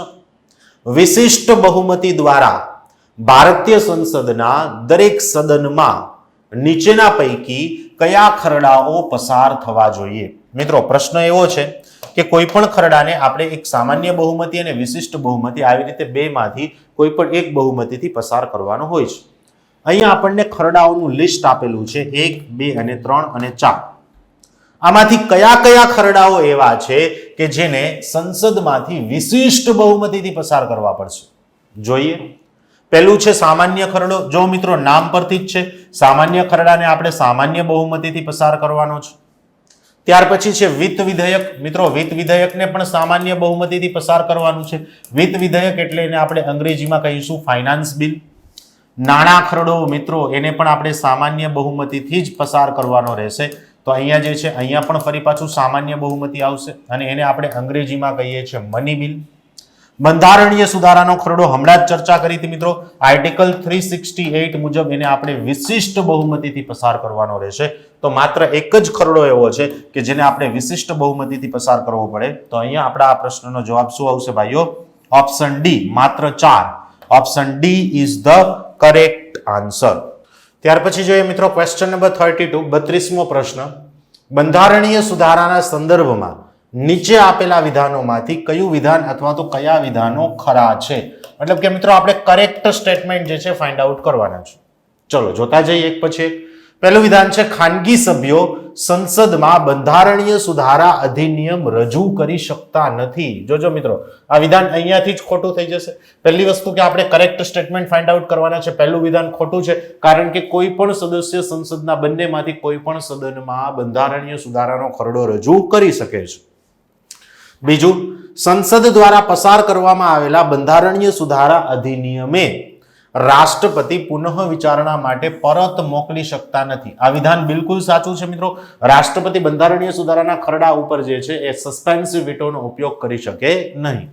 ત્રીજું, બંધારણીય સુધારા અધિનિયમે તેની મંજૂરી માટે વિશેષ બહુમતીની જરૂરિયાત હોય છે. આ પણ સાચું છે મિત્રો. બંધારણીય સુધારાના ખરડા માટે વિશિષ્ટ બહુમતી જોશે. ચોથું, બંધારણીય સુધારા અધિનિયમ પસાર કરવા માટે સંસદનું સંયુક્ત સત્ર આયોજિત કરી શકાય નહીં. આ પણ સાચું છે મિત્રો, કારણ કે બંધારણીય સુધારાનો ખરડો એ વિશિષ્ટ બહુમતીથી પસાર કરવાનો છે, જ્યારે સામાન્ય ખરડો હોય છે જેના માટે સંયુક્ત સત્ર આયોજિત કરવામાં આવે છે એ સામાન્ય બહુમતીથી પસાર કરવામાં આવતો હોય છે. એટલે બંધારણીય સુધારાના ખરડા માટે સંયુક્ત સત્ર આયોજિત કરી શકાય નહીં. એટલે ચોથું વિધાન પણ સાચું છે. ટૂંકમાં બીજું, ત્રીજું અને ચોથું વિધાન સાચું છે, તો option B is the correct answer. ચલો મિત્રો આગળ વધીએ. ક્વેશ્ચન નંબર 33, 33મો પ્રશ્ન.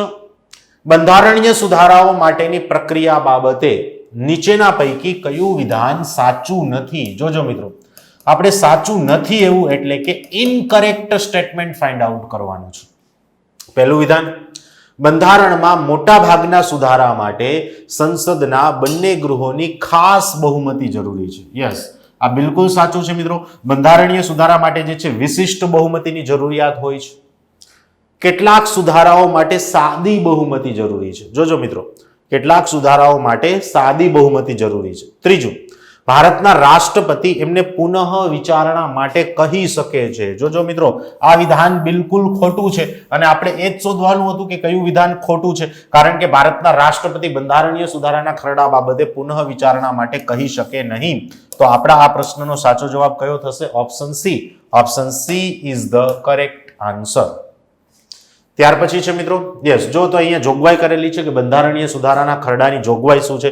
આર્ટિકલ 368 જે છે એમાં બંધારણીય સુધારાના ખરડાની જોગવાઈ આપેલી છે અને અનુચ્છેદ મુજબ બંધારણીય સુધારાના ખરડા માટે 2/3 એટલે કે વિશિષ્ટ બહુમતીની જરૂરિયાત રહે છે.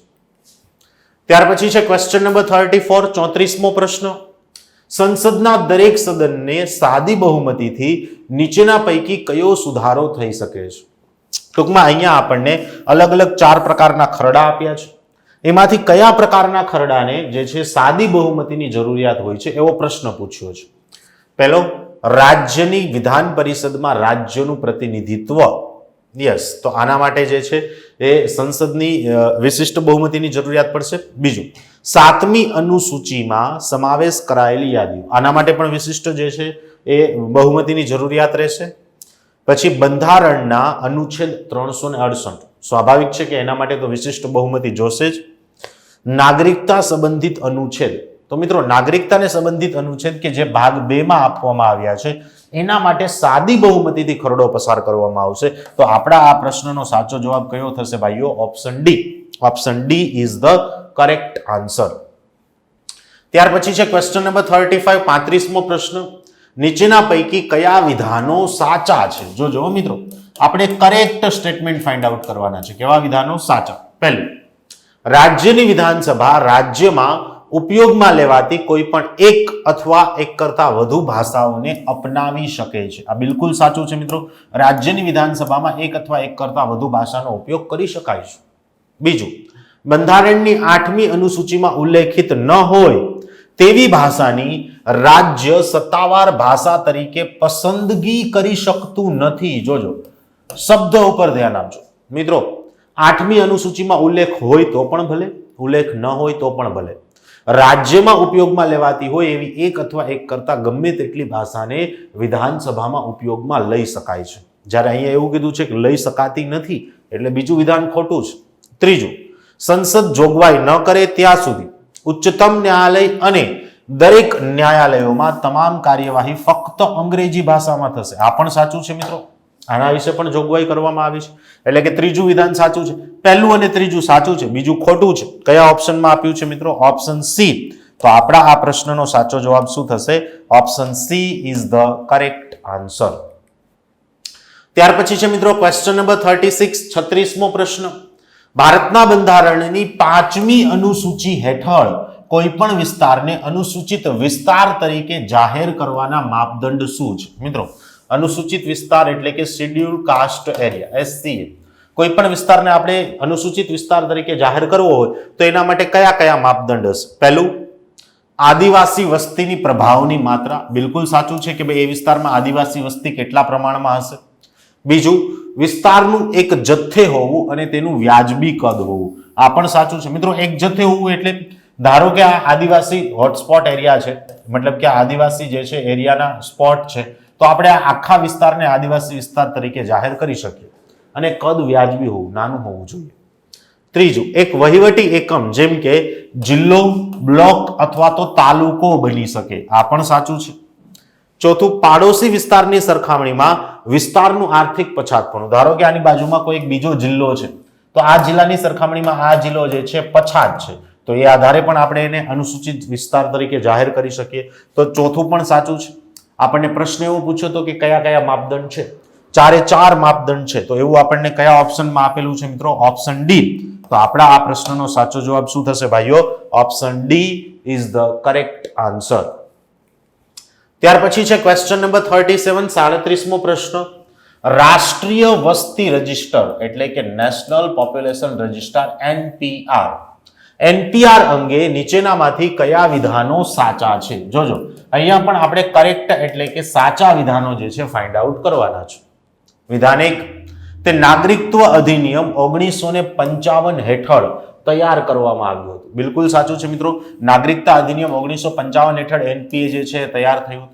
બીજું, NPR એ ગૃહ મંત્રાલય હેઠળ આવે છે, આ પણ સાચું છે મિત્રો. યાદ રાખજો, ભારતમાં નાગરિકતા આપવાનું અને નાગરિકતાને સમાપ્ત કરવાનું કાર્ય એ કયા મંત્રાલયના હેઠળમાં આવશે? ગૃહ મંત્રાલય. ત્રીજું, તેમાં ચોક્કસ વસ્તી વિષયક વિગતો સામેલ છે. યસ, વસ્તીને લગતી જે વિગતો છે શેમાં છે? NPR એટલે કે નેશનલ પોપ્યુલેશન રજિસ્ટર. એનું નામ જ એવું છે કે ભાઈ રાષ્ટ્રીય વસ્તી રજિસ્ટર. એનો હેતુ જે છે કે વસ્તી વિષયક બાબતો જે છે ઉપલબ્ધ કરાવવી. તો ત્રીજું વિધાન પણ સાચું છે. અહીં આપેલા ત્રણેય વિધાન સાચા છે, જે આપણને કયા ઓપ્શનમાં આપ્યું છે? ઓપ્શન ડી માં. તો આપણા આ પ્રશ્નનો સાચો જવાબ શું થશે ભાઈઓ? Option D is the correct answer. ચલો ત્યાર પછી આગળ વધીએ. ક્વેશ્ચન નંબર 38, 38મો પ્રશ્ન. સંસદના બંને સદનોની સામાન્ય બહુમતીથી નીચેના પૈકી કઈ જોગવાઈઓ બદલી શકાય છે? જોજો મિત્રો, પ્રશ્ન ઉપર ધ્યાન આપજો. સામાન્ય બહુમતીથી નીચેનામાંથી કયા ફેરફાર કરી શકાય? પહેલું, રાજ્યના વિસ્તારમાં યસ ફેરફાર કરી શકાય છે. બીજું, રાજ્યનું નામ એ પણ બદલી શકાય છે. ત્રીજું, સંઘ અને રાજ્યની વહીવટી સત્તાઓનું ક્ષેત્ર મતલબ કે એડમિનિસ્ટ્રેટિવ જે સેક્ટર છે એની વાત કરી છે મિત્રો. સંઘ અને રાજ્યની વહીવટી સત્તાઓમાં ફેરફાર કરવો હોય તો એના માટે બંધારણીય સુધારો કરવો પડે અને એના માટે વિશિષ્ટ બહુમતીની જરૂરિયાત પડે. ટૂંકમાં ત્રીજું નહીં આવે. ભારતીયમાં નવો રાજ્ય જે છે મતલબ કે ભારતમાં નવા રાજ્યનો પ્રવેશ કરવો તો એના માટે પણ સામાન્ય બહુમતી જરૂરી છે. ચોથું પણ સાચું છે. ટૂંકમાં ત્રીજું ખોટું છે. તો જો જ્યાં જ્યાં 3 આપેલું હોય એ બધા જ ઓપ્શન જતા રહેશે. માત્ર 1, 2 અને 4 સાચું છે, જે કયા ઓપ્શનમાં આપ્યું છે? ઓપ્શન એ માં. તો આપણા આ પ્રશ્નનો સાચો જવાબ શું થશે ભાઈઓ? Option A is the correct answer. ત્યાર પછી જોઈએ ક્વેશ્ચન નંબર 39, 39મો પ્રશ્ન. ભારતમાં નાગરિકતા ગુમાવવા માટે નીચેના પૈકી કયું એક ધોરણ નથી? જોજો, કયું એક ધોરણ નથી? તો મિત્રો આના માટે તો પહેલા આપણે એ સમજી લઈએ કે કયા કયા બાબતોમાં ભારતમાં જે છે નાગરિકતા સમાપ્ત થઈ જશે, નાગરિકતાથી જે છે વંચિત કરી દેવામાં આવશે. પહેલું, જો કોઈએ નોંધણી દ્વારા કે અધિવાસ દ્વારા નાગરિકતા મેળવેલી હોય તો નીચેના કિસ્સાઓમાં એમની નાગરિકતા સમાપ્ત થઈ જાય. કઈ કઈ? જો એમણે ખોટી રીતે નાગરિકતા પ્રાપ્ત કરી હોય એટલે કે ફ્રોડ કરીને, ખોટા દસ્તાવેજો રજૂ કરીને. બીજું, દેશ અને બંધારણ પ્રત્યે જો એમને વફાદારી ન દર્શાવી હોય તો પણ એની નાગરિકતા જતી રહે. ત્રીજું, નાગરિકતા પ્રાપ્ત કર્યા બાદ 5 વર્ષની અંદર જો એને કોઈ પણ દેશમાં 2 વર્ષ કે તેના કરતા વધારે સજા થયેલી હોય તો પણ એની નાગરિકતા સમાપ્ત થઈ જશે. ચોથું, જો નાગરિકતા મેળવ્યા બાદ એ 7 વર્ષ કે 7 કરતા વધારે વર્ષથી એ અન્ય દેશમાં કાયમીને માટે વસવાટ કરી ગયો હોય, ભલે પછી એણે એ દેશની નાગરિકતા ન લીધી હોય પણ કાયમીને માટે એ દેશમાં વસવાટ કરવા લાગ્યો છે તો પછી એની ભારતની નાગરિકતા છે શું થઈ જશે? સમાપ્ત થઈ જશે. હવે આપણે ઓપ્શન જોઈએ. પહેલો ઓપ્શન છે બીજા કોઈ દેશની નાગરિકતા મેળવી હોય, સ્વાભાવિક છે કે નાગરિકતા જતી રહે. પછી બીજો ઓપ્શન છે મિત્રો કે દગો અને છેતરપિંડી કરીને નાગરિકતા મેળવી હોય, ફ્રોડ કરીને, તો એમાં પણ નાગરિકતા જતી રહે. ત્રીજું, ભારતમાં કોઈ પણ પ્રકારનું કામ કરવાના ઈરાદા સિવાય નાગરિકતા મેળવી હોય તો મિત્રો આમાં નાગરિકતા ન જાય. કામ કરવા સિવાયના ઈરાદાથી ભારતની નાગરિકતા મેળવી શકાય છે. ટૂંકમાં અહીંયા આપણને એવું પૂછ્યું હતું કે કયું માપધોરણ નથી, તો આપણને મળી ગયું. કયું નથી? ઓપ્શન સી નથી. તો આપણા પ્રશ્નનો સાચો જવાબ શું થશે ભાઈઓ? Option she is the correct answer. ત્યાર પછી છે મિત્રો ક્વેશ્ચન નંબર 40, 40મો પ્રશ્ન. ભારતના નાગરિકત્વ બાબતે નીચેના પૈકી કયા વિધાનો સાચા છે? જોજો, અહીંયા પણ આપણે કરેક્ટ સ્ટેટમેન્ટ ફાઇન્ડ આઉટ કરવાના છે મિત્રો. કેવા વિધાનો ફાઇન્ડ આઉટ કરવાના છે? સાચા વિધાનો. પહેલું છે, પાકિસ્તાન અને બાંગ્લાદેશના નાગરિકો ભારતની ઓવરસીઝ સિટીઝનશીપ માટે અરજી કરી શકે છે. જોજો અહીંયાથી જ ખોટું પડી જશે આ વિધાન, કારણ કે અરજી કરી શકતા નથી. તો પેલા તો જ્યાં ઓપ્શનમાં વિધાન 1 આપ્યું હોય એ ઓપ્શન આપણો જતો રહેશે. બીજું, overseas citizenship of India card ધારકો ભારતમાં મિલકત ખરીદી શકે છે. બિલકુલ સાચું છે. ત્રીજું, overseas citizen of India A visa વગર ભારતની મુલાકાતે આવી શકે છે. એ પણ સાચું છે.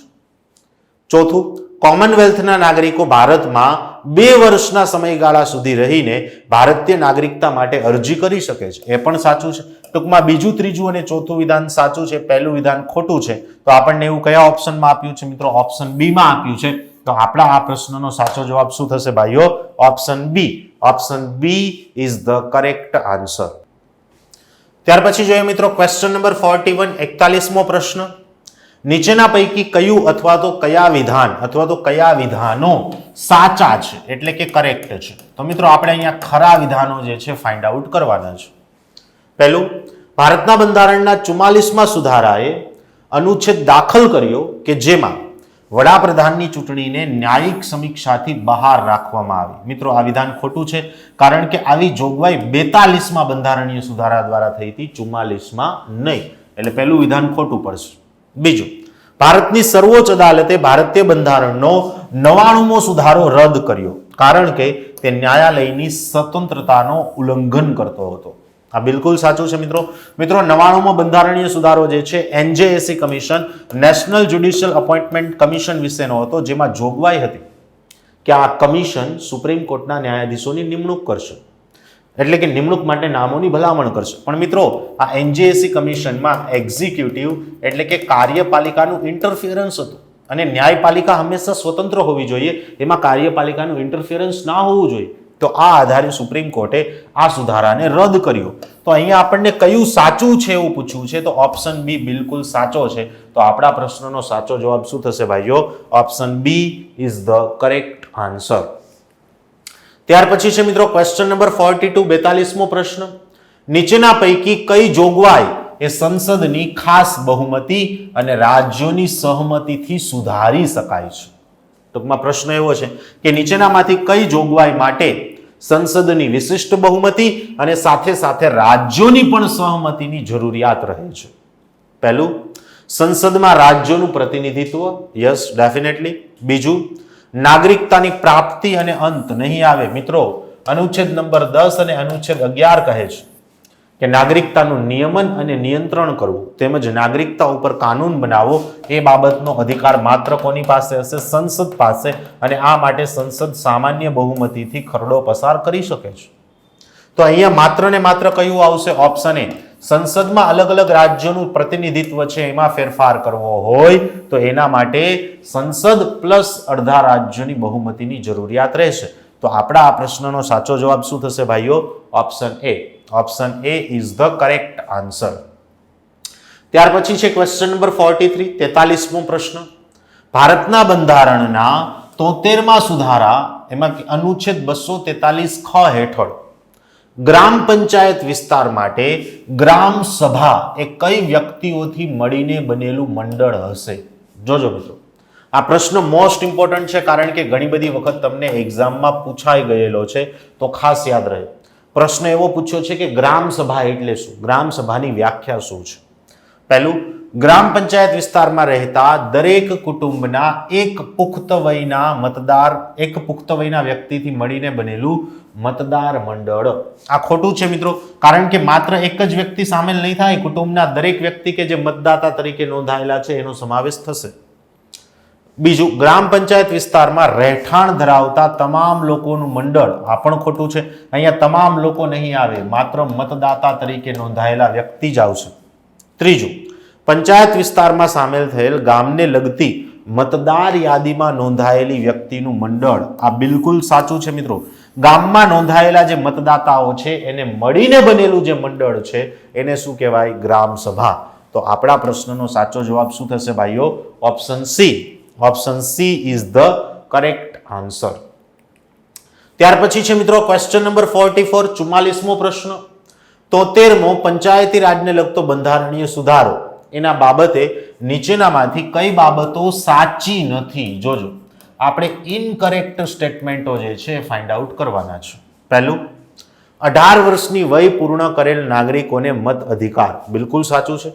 18 વર્ષના વ્યક્તિઓને મત અધિકાર આપવામાં આવશે. કુલ બેઠકોમાંથી 1/3 બેઠકો મહિલાઓ માટે આરક્ષિત. આ પણ સાચું છે.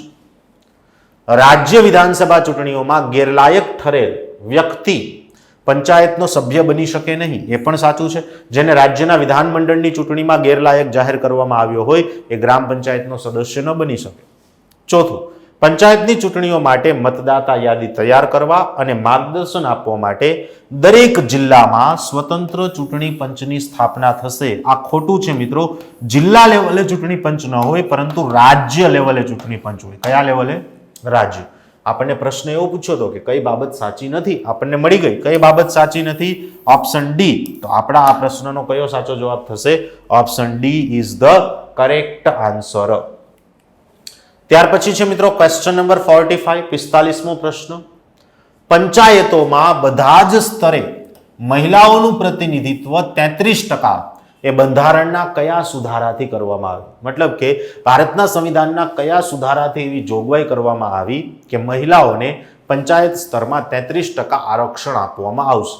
તો મિત્રો એક જ વસ્તુ છે, બંધારણમાં પંચાયતી રાજને લગતો સુધારો કયો કર્યો? તો આપણે 73મો સુધારો. તો આપણા આ પ્રશ્નનો સાચો જવાબ શું થશે? Option B. Option B is the correct answer. ત્યાર પછી છે મિત્રો ક્વેશ્ચન નંબર 46, 46મો પ્રશ્ન. બંધારણની 11મી યાદી, મતલબ કે 11મી અનુસૂચિ, 11મા શેડ્યુલમાં કેટલા મુદ્દાઓનો સમાવેશ થયો છે? કેટલા વિષયો છે? તો મિત્રો યાદ રાખજો, બંધારણની 11મી અનુસૂચિમાં કુલ ટોટલ 29 વિષયો છે. કેટલા વિષયો છે મિત્રો? 29. So option A is the correct answer. ત્યાર પછી છે મિત્રો ક્વેશ્ચન નંબર 47. કયા બંધારણીય સુધારાએ ભારતમાં પર્યાવરણને સંબંધિત કાયદાઓને વેગ આપેલો છે?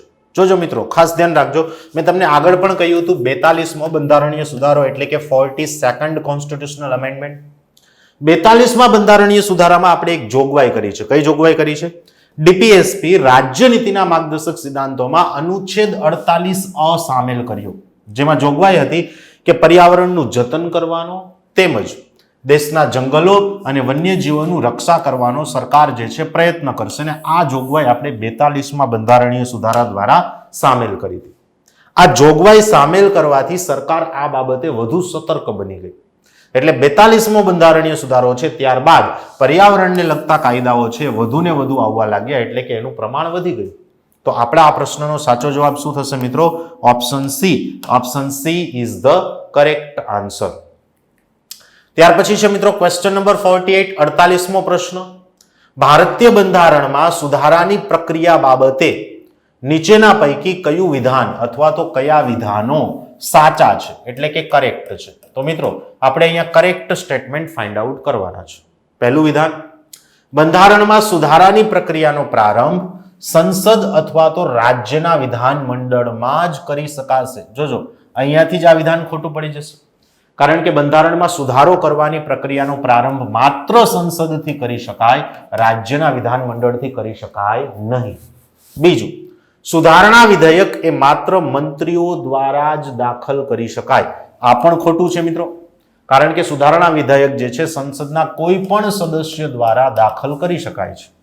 ત્રીજું, સંવિધાનની કેટલીક જોગવાઈઓની સુધારણા માટે ભારતના રાષ્ટ્રપતિની પૂર્વ મંજૂરી જરૂરી છે. મિત્રો કેટલીક જોગવાઈઓ જે છે એના માટે ભારતના રાષ્ટ્રપતિની પૂર્વ મંજૂરી જરૂરી છે, એ પણ ખોટું છે. રાષ્ટ્રપતિએ બંધારણીય સુધારા ખરડાને અનુમોદન આપવું જ પડે. તે આ ખરડાને અટકાવી શકે નહીં કે પરત મોકલી શકે નહીં. આ બિલકુલ સાચું છે મિત્રો. રાષ્ટ્રપતિ જે છે બંધારણીય સુધારાના ખરડા ઉપર એ સસ્પેન્સિવ વીટોનો ઉપયોગ કરી શકે નહીં. આપણને પ્રશ્ન એવો પૂછ્યો હતો કે કયા સાચા છે, તો આપણને જવાબ મળી ગયો મિત્રો. વિધાન 4 જે છે એ માત્ર સાચું છે. તો આપણો આ પ્રશ્નનો સાચો જવાબ શું થશે ભાઈઓ? Option D. Option D is the correct answer. ત્યાર પછી છે ક્વેશ્ચન નંબર 49, 49મો પ્રશ્ન.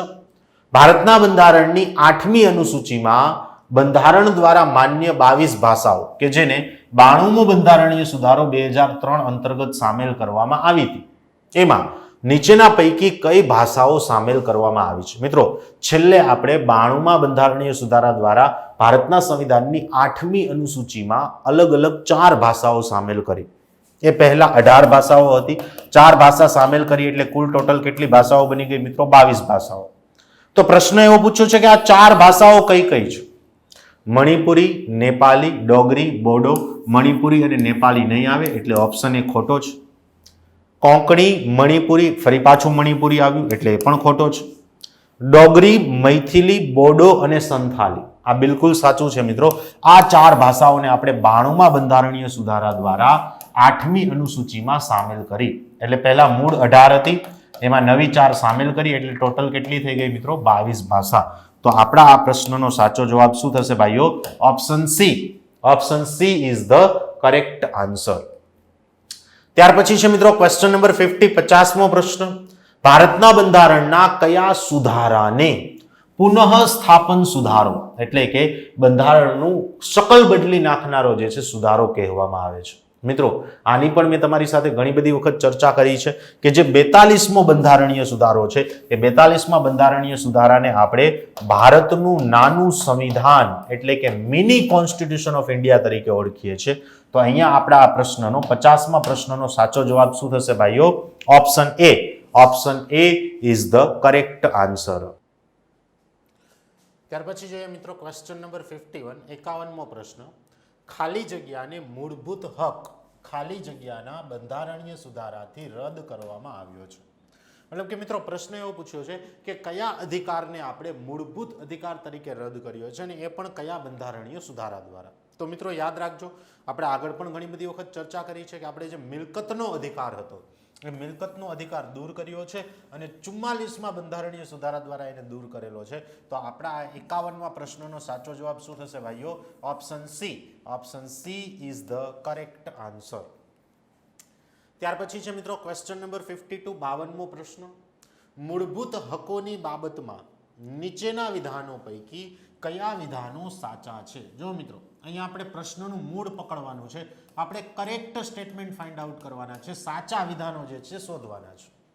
પહેલું વિધાન છે મિત્રો, મૂળભૂત હકોમાં સશસ્ત્ર દળોના સભ્યો એ રાષ્ટ્રપતિ શ્રી દ્વારા નિયંત્રણ મૂકી શકાય છે. મતલબ કે રાષ્ટ્રપતિ એ સશસ્ત્ર દળોના સભ્યો ઉપર એમના મૂળભૂત અધિકારોના સંબંધમાં નિયંત્રણ મૂકી શકે છે.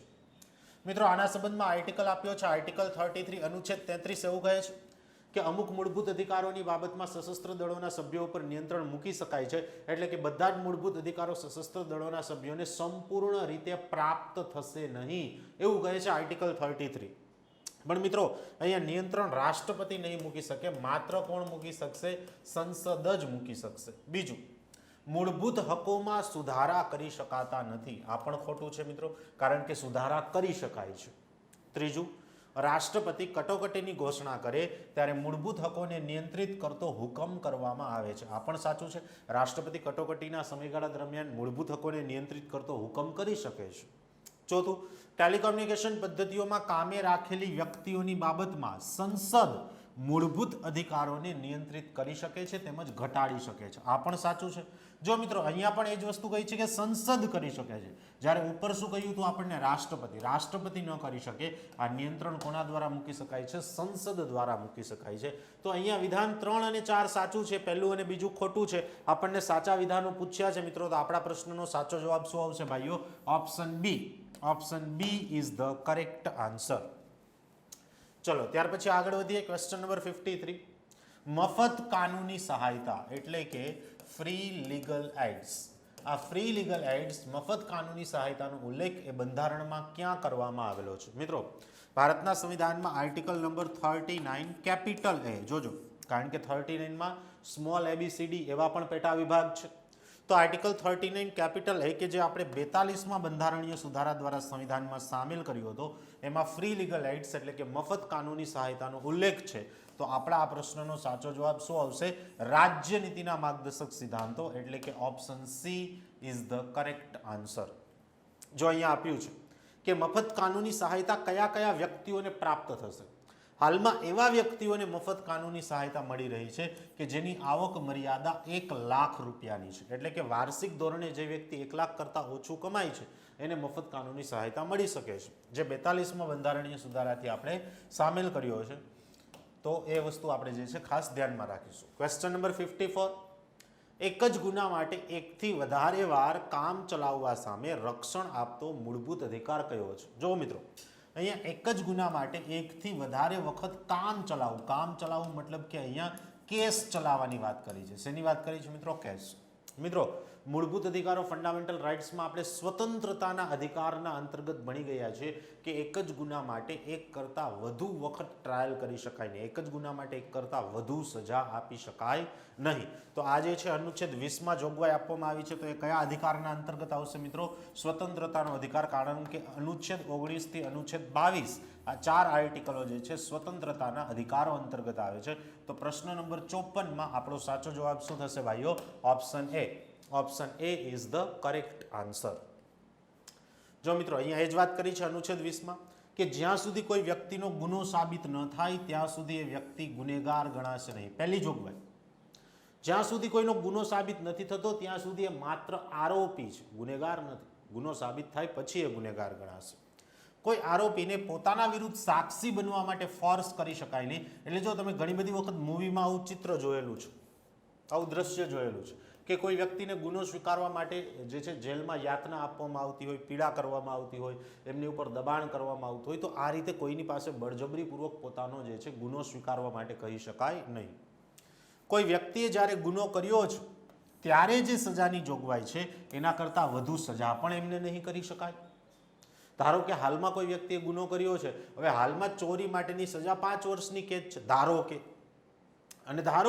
એનો ગુનો 1 વર્ષ પછી સાબિત થાય છે અને ત્યારે સજા વધીને 7 વર્ષ થઈ ગઈ છે, તો એને સજા એ લાગુ પડશે કે જ્યારે એણે ગુનો કર્યો છે, એટલે કે હાલની. પછી ભલે જ્યારે સાબિત થયો ત્યારે 7 વર્ષની કેદ છે, પણ અત્યારે જ્યારે ગુનો કર્યો ત્યારે 5 વર્ષની કેદ હતી. તો જ્યારે એમને ગુનો કર્યો છે ત્યારે જે સજા હતી એના કરતાં વધારે સજા એને કરી શકાય નહીં. એક જ ગુના માટે એક કરતાં વધુ સજા પણ કરી શકાય નહીં. ધારો કે કોઈ વ્યક્તિ 1 મર્ડર કર્યા છે, 2 કર્યા છે, 3 કર્યા છે, પણ એને ગુના માત્ર ને માત્ર મર્ડર માટેની જ થશે. એવું નહીં કે એક વખત મર્ડરની સજા ભોગવી લીધી, વળી પાછી બીજી વખત, વળી પાછી ત્રીજી વખત, એવું નહીં. 3, 4, 5 ગમે તેટલા મર્ડર કર્યા હોય એને સજા માત્ર મર્ડર માટેની જ થશે. ત્યાર પછી છે મિત્રો ક્વેશ્ચન નંબર 55, 55મો પ્રશ્ન. કોઈ પણ મૂળભૂત અધિકારોનો અમલ કરાવવા માટે આદેશો અથવા હુકમો અથવા રેટની જોગવાઈ બંધારણના કયા અનુચ્છેદમાં આપવામાં આવી છે? મિત્રો, આ મોસ્ટ ઇમ્પોર્ટન્ટ ક્વેશ્ચન છે. આપણે આપણા લાઈવ લેક્ચરમાં ઘણી બધી વખત આના વિશે ચર્ચા કરી છે. અનુચ્છેદ 32 બંધારણીય ઇલાજોનો અધિકાર, કે જેમાં અલગ અલગ 5 રીતની જોગવાઈ આપવામાં આવી છે. જે 5 રીત કઈ કઈ છે જોજો. ખાસ તમારે નામ પણ યાદ રાખવાના છે, કારણ કે એક્ઝામમાં તમને નામ સાથે પૂછાઈ શકે છે. પહેલું છે મિત્રો બંદી પ્રત્યક્ષીકરણ, કે જેને આપણે અંગ્રેજીમાં કહીએ છીએ હેબિયસ કોર્પસ. બીજું છે પરમાદેશ, કે જેને આપણે અંગ્રેજીમાં કહીએ છીએ મિત્રો મેન્ડેમસ. ત્રીજું છે ઉત્પ્રેક્ષણ, કે જેને ગુજરાતીમાં અંગ્રેજીમાં કહીએ છીએ આપણે સર્ટ્યોરરી. ચોથું છે અધિકાર પૃચ્છા, કે જેને અંગ્રેજીમાં ક્વારન્ટો કહેવાય છે. અને પાંચમું છે પ્રતિષેધ, કે જેને આપણે અંગ્રેજીમાં પ્રોહિબિશન એવું કહીએ છીએ. તો ભારતના સંવિધાનમાં આ રીતે કુલ ટોટલ 5 રીતો જે છે એની જોગવાઈ આપવામાં આવી છે. ત્યાર પછી છે મિત્રો ક્વેશ્ચન નંબર 56, 56મો પ્રશ્ન. ઉપરી ન્યાયાલય દ્વારા પોતાના અધીનસ્થ ન્યાયાલયને તેના કાર્યક્ષેત્રની બહાર જતા અટકાવવા માટે કઈ રીતનો ઉપયોગ કરવામાં આવે છે? મિત્રો, જે તાબા હેઠળની અદાલત છે, એ અધીનસ્થ ન્યાયાલયનો મતલબ શું થશે? તાબા હેઠળની અદાલત. તાબા હેઠળની અદાલતો એ પોતાના અધિકાર ક્ષેત્રની ઉલ્લંઘન ન કરે, અધિકાર ક્ષેત્રથી બહાર ન જાય, એનું ધ્યાન રાખવા માટે પ્રતિષેધ જે છે પ્રોહિબિશન, એ પ્રોહિબિશનની રીતનો ઉપયોગ થાય છે. એટલે કે જો ક્યારેય પણ કોઈ તાબા હેઠળની અદાલતો અથવા તો કોઈ અર્ધ ન્યાયિક સંસ્થાઓ એ ક્યારેય પોતાના અધિકાર ક્ષેત્રનું ઉલ્લંઘન કરી રહ્યો હોય, મતલબ કે જે કેસ, જે કાનૂન અથવા તો જે બાબત પોતાના અધિકાર ક્ષેત્રમાં ન આવતી હોય એવી બાબતને લગતો એ કોઈ ચુકાદો આપવાનો પ્રયત્ન કરે, તો ઉપરની અદાલત એને પોતાના કાર્યક્ષેત્રથી બહાર જવા રોકશે. અને એ કઈ રીતે રોકશે? રીટ જાહેર કરીને. કઈ રીટ જાહેર કરીને? પ્રતિષેધ એટલે કે પ્રોહિબિશન, જેનો શાબ્દિક અર્થ થશે રોકવું અથવા તો પ્રતિબંધ મૂકવો. ત્યાર પછી આગળ વાત કરીએ મિત્રો ક્વેશ્ચન નંબર 57. ભારતના બંધારણમાં મૂળભૂત ફરજોનો સમાવેશ એ કઈ સમિતિની ભલામણને આધારે કરવામાં આવ્યો હતો? મિત્રો આના વિશે પણ આપણે આપણા લાઈવ લેક્ચરમાં ઘણી બધી વખત ચર્ચા કરી છે કે મૂળભૂત ફરજો એ મૂળ સંવિધાનમાં નહોતી, પરંતુ પાછળથી 42મો બંધારણીય સુધારો કરી અને સરદાર સ્વર્ણસિંહ સમિતિની ભલામણને આધારે આપણે સંવિધાનમાં મૂળભૂત ફરજોને સામેલ કરી છે. તો આપણા આ પ્રશ્નનો સાચો જવાબ શું થશે ભાઈઓ? ઓપ્શન બી, સ્વર્ણસિંહ સમિતિ. ત્યાર પછી છે ક્વેશ્ચન નંબર 58. ન્યાયતંત્રને કારોબારી તંત્રથી અલગ કરવા રાજ્ય પગલાં ભરશે. જોજો મિત્રો, અહીંયા રાજ્યનો મતલબ શું છે? અહીંયા આપણે રાજ્યનો મતલબ કરવાનો છે સરકાર. મતલબ કે સરકાર કારોબારી તંત્રને ન્યાયતંત્રથી અલગ કરવાનો પ્રયત્ન કરશે એવી જોગવાઈ ભારતના સંવિધાનના કયા અનુચ્છેદમાં કરવામાં આવી છે? મિત્રો આ પણ એક મોસ્ટ ઇમ્પોર્ટન્ટ ક્વેશ્ચન છે, ઘણી બધી વખત પૂછાયો છે, તો ખાસ યાદ રાખવું કે અનુચ્છેદ 50 આર્ટિકલ 50માં જોગવાઈ કરવામાં આવી છે કે the executive will be separated from the judiciary, એટલે કે ન્યાયપાલિકાને કાર્યપાલિકાથી અલગ કરવાનો પ્રયત્ન કરાશે. આજે લોકશાહી શાસન વ્યવસ્થાના 3 અલગ અલગ સ્તંભો છે, વિધાયિકા, કાર્યપાલિકા અને ન્યાયપાલિકા. એ હંમેશા ત્રણેય અંગો એકબીજાથી અલગ રહી અને ફરી પાછું એકબીજા સાથે સાથ સહકાર દ્વારા આગળ વધે તો અને તો જ આ ભારતીય લોકતંત્રનો જે પાયો છે ટકી શકશે, તો અને તો જ દેશ આગળ પોતે વિકાસ કરી શકશે. ત્યાર પછી છે મિત્રો ક્વેશ્ચન નંબર 59, 59મો પ્રશ્ન. નાગરિકો માટે એક સમાન દીવાની કાયદાની વાત રાજ્યનીતિના માર્ગદર્શક સિદ્ધાંતોમાં કયા અનુચ્છેદમાં કરવામાં આવી છે? મિત્રો કયા આર્ટિકલમાં એવી જોગવાઈ કરવામાં આવેલી છે કે દરેક નાગરિકો માટે એક સમાન દીવાની કાયદો એટલે કે યુનિફોર્મ સિવિલ કોડ લાગુ કરવામાં આવશે? મિત્રો આ તો વેરી મોસ્ટ ઇમ્પોર્ટન્ટ ક્વેશ્ચન છે, કારણ કે ઘણી બધી એક્ઝામમાં પૂછાઈ ગયો છે. તો ખાસ યાદ રાખજો, આર્ટિકલ 44 અનુચ્છેદ 44માં એવી જોગવાઈ કરવામાં આવી છે કે સમગ્ર ભારતમાં દરેક નાગરિકો માટે એક સમાન દીવાની કાયદો એટલે કે યુનિફોર્મ સિવિલ કોડને લાગુ કરવામાં આવશે. સાથે એ પણ યાદ રાખજો, આ પણ ઇમ્પોર્ટન્ટ છે, ઘણી બધી એક્ઝામમાં આ પણ પૂછાઈ ગયું છે કે હાલમાં સમગ્ર ભારતમાં એકમાત્ર રાજ્ય ગોવા એવું છે કે જે રાજ્યમાં એક સમાન નાગરિક સંહિતા એટલે કે યુનિફોર્મ સિવિલ કોડ લાગુ કરવામાં આવ્યો છે. ત્યાર પછી આગળ વધીએ મિત્રો, ક્વેશ્ચન નંબર 60, 60મો પ્રશ્ન. કયા દેશના બંધારણમાંથી ભારતીય બંધારણમાં મૂળભૂત અધિકારોનો ખ્યાલ લેવામાં આવ્યો છે? મતલબ કે આપણા સંવિધાનના ભાગ 3માં જે મૂળભૂત અધિકારો છે, ફંડામેન્ટલ રાઇટ છે, એનો વિચાર આપણે કયા દેશમાંથી લીધેલો છે? જોજો મિત્રો, અહીંયા કન્ફ્યુઝ ના થતા. અહીંયા ઘણા બધા લોકોના મગજમાં કદાચ આન્સર એ આવશે ઇંગ્લેન્ડ, પણ આ ખોટું છે મિત્રો, કારણ કે ઇંગ્લેન્ડ આન્સર તો આવે કે જો તમને એવું પૂછ્યું હોય કે સમગ્ર વિશ્વમાં સૌ પ્રથમ કયા દેશે પોતાના નાગરિકોને મૂળભૂત અધિકારો આપ્યા હતા, આવું પૂછ્યું હોય તો જવાબ ઇંગ્લેન્ડ આવે. પણ આપણે આપણા સંવિધાનમાંથી મૂળભૂત અધિકારોનો વિચાર કયા દેશમાંથી લીધો છે એવું પૂછ્યું હોય તો યાદ રાખજો, તો આ પ્રશ્નનો સાચો જવાબ શું થશે ભાઈઓ? Option C. Option she is the correct answer, America. ત્યાર પછી છે મિત્રો ક્વેશ્ચન નંબર 61, 61મો પ્રશ્ન. સમાનતાના હકમાં નીચેના પૈકી કોનો સમાવેશ થાય છે? મિત્રો અહીંયા વાત કરી છે સમાનતાનો હક એટલે કે equality, law of the equality અથવા તો ઇક્વાલિટી બિફોર ધ લો. પહેલું, કાયદાની સમક્ષ સમાનતા, બિલકુલ સાચું છે, આર્ટિકલ 14માં જોગવાઈ આપી છે. ધર્મ, જાતિ, જ્ઞાતિ, લિંગ, જન્મસ્થાન કે એમાંના કોઈ કારણે ભેદભાવ કરી શકાશે નહીં, આર્ટિકલ 15 આ પણ સમાનતાના અધિકારમાં આવશે. તમામ નાગરિકો માટે નોકરીમાં એક સમાન તકો, આર્ટિકલ 16 એ પણ સમાનતાના અધિકારમાં આવશે. પુરુષ અને સ્ત્રી બંનેને એક સરખા કાર્ય માટે એક સરખો પગાર, મિત્રો આ આર્ટિકલ 39માં આપેલું છે રાજ્યનીતિના માર્ગદર્શક સિદ્ધાંતમાં, એટલે 4 નહીં આવે. હવે આપણને સાચા વિધાન પૂછ્યા છે તો પહેલાં તો 4 આવતું એ જતું રહેશે. અહીંયા આવશે માત્ર 1, 2 અને 3, કારણ કે સમાનતાનો અધિકાર અનુચ્છેદ 14 થી અનુચ્છેદ 18 સુધી આપેલો છે, જેમાં 1, 2 અને 3 વાક્યોનો સમાવેશ થાય છે. તો એવું આપણને કયા ઓપ્શનમાં આપ્યું છે મિત્રો? ઓપ્શન ડીમાં આપ્યું છે. So option D is the correct answer.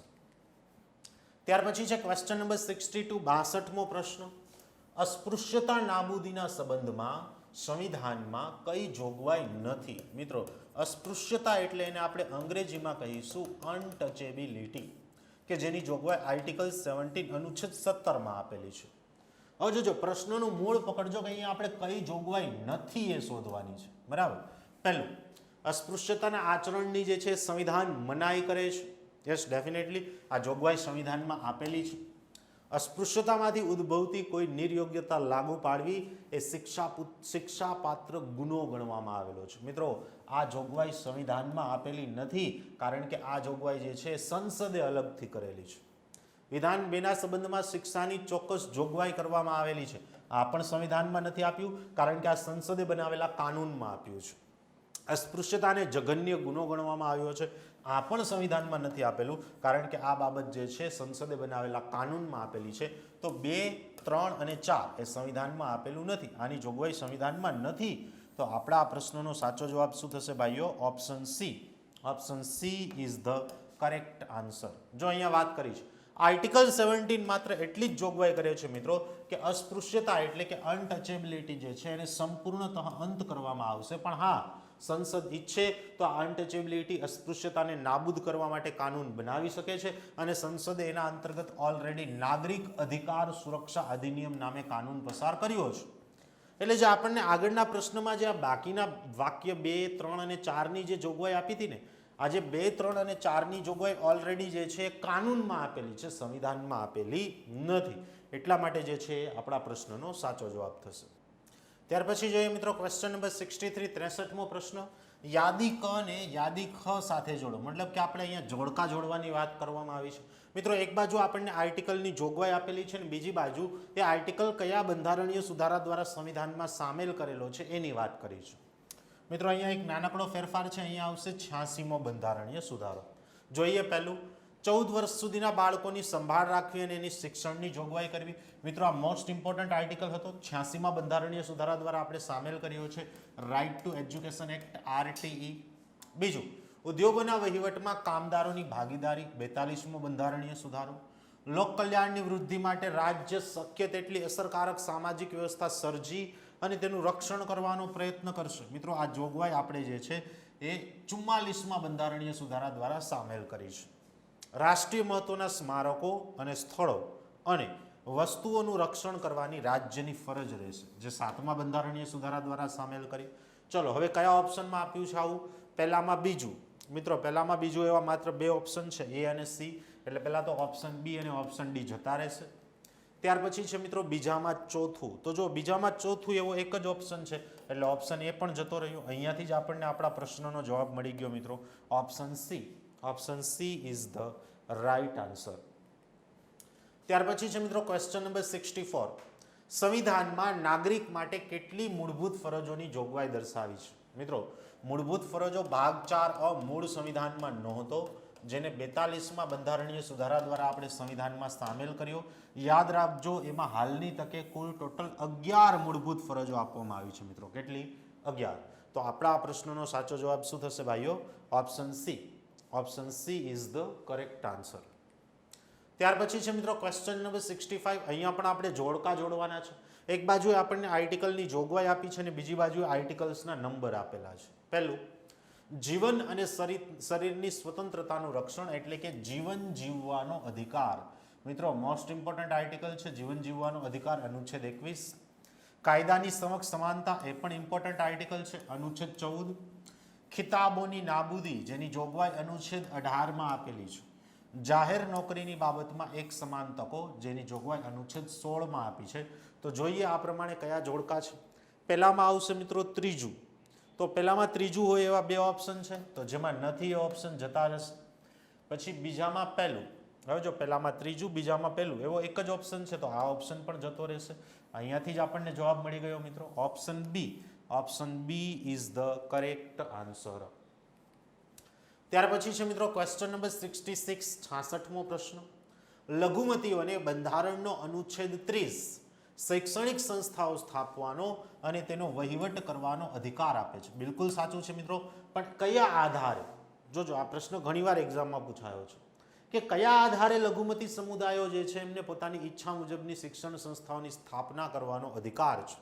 તો મિત્રો યાદ રાખજો, માત્ર 2 જ આધારે, ધર્મ અને ભાષા 2 જ આધારે જે છે લઘુમતી સમુદાયો પોતાની ઈચ્છા મુજબની શિક્ષણ સંસ્થાઓની સ્થાપના કરી શકે છે. So option B is the correct answer. જો અહીંયા વાત કરી છે, આ જોગવાઈ આર્ટિકલ 30માં આપી છે. જો શરૂઆતમાં જ કહ્યું છે, અનુચ્છેદની શરૂઆતમાં જ કહ્યું છે કે ધર્મ અને ભાષાના આધારે અલ્પસંખ્યક સમુદાયો પોતાના એ વિશિષ્ટ ધર્મ અને ભાષાના સંરક્ષણ માટે જે છે પોતાની ઈચ્છા મુજબની શિક્ષણ સંસ્થાઓની સ્થાપના કરી શકે છે. જેમ કે મુસ્લિમોની મદ્રેસા, સ્વામિનારાયણ ગુરુકુળો, ક્રિશ્ચનોની મિશનરી સ્કૂલો, આ બધા એમના આપણે એક્ઝામ્પલ્સ આપી શકીએ. ત્યાર પછી છે મિત્રો ક્વેશ્ચન નંબર 67. બંધારણના અનુચ્છેદ 29(1) અંતર્ગત ભારતના કોઈ પણ નાગરિકને કઈ વિશિષ્ટતા જાળવી રાખવાનો અધિકાર આપવામાં આવ્યો છે? મિત્રો અનુચ્છેદ 29(1) અંતર્ગત પોતાની જે છે વિશિષ્ટ કઈ ભાષા, ધર્મ, સંસ્કૃતિ, લિપિ સેના વિશે જે છે એની જાળવણી અને સંરક્ષણ કરવાનો અધિકાર ભારતના નાગરિકોને પ્રાપ્ત થયો છે? તો જોઈએ મિત્રો, રૂઢિ, વિધિ અથવા સંસ્કૃતિ નહીં. રૂઢિ અને વિધિ નહીં આવે, સંસ્કૃતિ ઓકે. ભાષા, વિધિ અથવા રિવાજ, અહીંયા વિધિ અથવા રિવાજ પણ નહીં આવે. ભાષા, લિપિ અથવા સંસ્કૃતિ, આ બિલકુલ કરેક્ટ છે મિત્રો. તો અહીંયા આપણા આ પ્રશ્નનો સાચો જવાબ શું થશે મિત્રો? Option C. Option she is the correct answer. ત્યાર પછી હા જો મિત્રો, અહીંયા વાત કરી છે અનુચ્છેદ 19માં કે ભારતના કોઈ પણ ભાગમાં રહેતા લોકોને પોતાની વિશિષ્ટ ભાષા, બોલી, લિપિ તેમજ સંસ્કૃતિની જાળવણી કરવાનો અધિકાર રહેશે. તો એ પ્રમાણે આપણો ઓપ્શન સી જે છે સાચો થયો. Question number 68. ભારતના બંધારણના ઘડવૈયાઓએ રાજનીતિક માર્ગદર્શક સિદ્ધાંતોનો ખ્યાલ એ ખાલી જગ્યામાંથી લીધો છે. મિત્રો ભાગ 4 ડીપીએસપી રાજ્યનીતિના માર્ગદર્શક સિદ્ધાંતોનો વિચાર એ આપણા સંવિધાનમાં કયા દેશમાંથી વિચાર લઈને મૂકવામાં આવ્યો છે? એકદમ ઇઝી ક્વેશ્ચન છે મિત્રો, પણ હા ઇમ્પોર્ટન્ટ ક્વેશ્ચન છે. ઘણી બધી વાર એક્ઝામમાં પૂછાયો છે, યાદ રાખજો. આયર્લેન્ડના બંધારણમાંથી એટલે કે આયરિશ સંવિધાનમાંથી આપણે આ વિચાર લીધેલો છે. ત્યાર પછી મિત્રો ક્વેશ્ચન નંબર 69. ભારતના સંવિધાનમાં મૂળભૂત ફરજોની જોગવાઈ કે જે અનુચ્છેદ 51A માં કરેલી છે, 51 ક, એ 51 ક માં કયા બંધારણીય સુધારાથી આ જોગવાઈ કરેલી છે? મિત્રો આ પ્રશ્નમાં જે તમને પૂછવામાં આવ્યું છે એની આપણે આડકતરી રીતે બીજા ઘણા બધા પ્રશ્નોમાં ચર્ચા કરેલી હતી કે 42માં બંધારણીય સુધારા દ્વારા આપણે ભારતના સંવિધાનમાં ભાગ 4 સામેલ કર્યો અને એમાં મૂળભૂત ફરજોને સમાવવામાં આવી. તો આપણા આ પ્રશ્નનો સાચો જવાબ શું થશે ભાઈઓ? Option B. Option B is the correct answer. ત્યાર પછી છે મિત્રો ક્વેશ્ચન નંબર 70, 70મો પ્રશ્ન. સાંસ્કૃતિક અધિકારો એનો બંધારણમાં શેમાં સમાવેશ થાય છે? મતલબ કે સાંસ્કૃતિક અધિકારો જે આપેલા છે એ સાંસ્કૃતિક અધિકારો એ નીચેનામાંથી કયા અધિકારોના અંતર્ગત આવશે? શું એ રાજ્યનીતિના માર્ગદર્શક સિદ્ધાંતો ભાગ 4માં આપેલા છે? તો કે નહીં. શું એ કુદરતી અધિકારો છે? નહીં. સાર્વભૌમિક અધિકારો પણ નથી, પરંતુ એ ભારતના સંવિધાનના ભાગ 3માં આપેલા મૂળભૂત અધિકારો એટલે કે ફંડામેન્ટલ રાઇટ છે. તો આ પ્રશ્નનો સાચો જવાબ શું થશે મિત્રો? 70મા પ્રશ્નનો સાચો જવાબ થશે option D is the correct answer. તો મિત્રો આપણે ચર્ચા કરતા હતા બંધારણમાં પૂછાઈ ગયેલા પ્રશ્નોની કે જેને આપણે 360 ડિગ્રી એનાલિસિસ સાથે ભણ્યા, એટલે કે કોઈ પણ પ્રશ્નનો જવાબ માત્ર સોલ્વ કરવા પૂરતો એને જે છે સોલ્વ નથી કર્યો, પરંતુ એમાં આપેલા દરેક ઓપ્શન્સ અને વિથ ટોપિક વિથ કોન્સેપ્ટ સમજ્યા છીએ અને દરેક પ્રશ્નનું આપણે ડીપ એનાલિસિસ કર્યું છે. તો મિત્રો આઈ હોપ કે ભાઈ તમારી દિવાળી જે છે ખૂબ સારી જઈ રહી હશે. ફરી પાછું દરેક વિદ્યાર્થી મિત્રોને દિવાળીની ખૂબ ખૂબ શુભકામનાઓ અને આવનારું વર્ષ તમારું ખૂબ સારું રહે અને લગભગ બધાને કંઈક ને કંઈક સરકારી નોકરીઓ પ્રાપ્ત થઈ જાય એવી શુભકામનાઓ. ફરી પાછા મળીશું આપણે આવા જ કંઈક નવા સેશન સાથે, બંધારણીય પ્રશ્નોત્તરી પાર્ટ 6 સાથે. નમસ્કાર.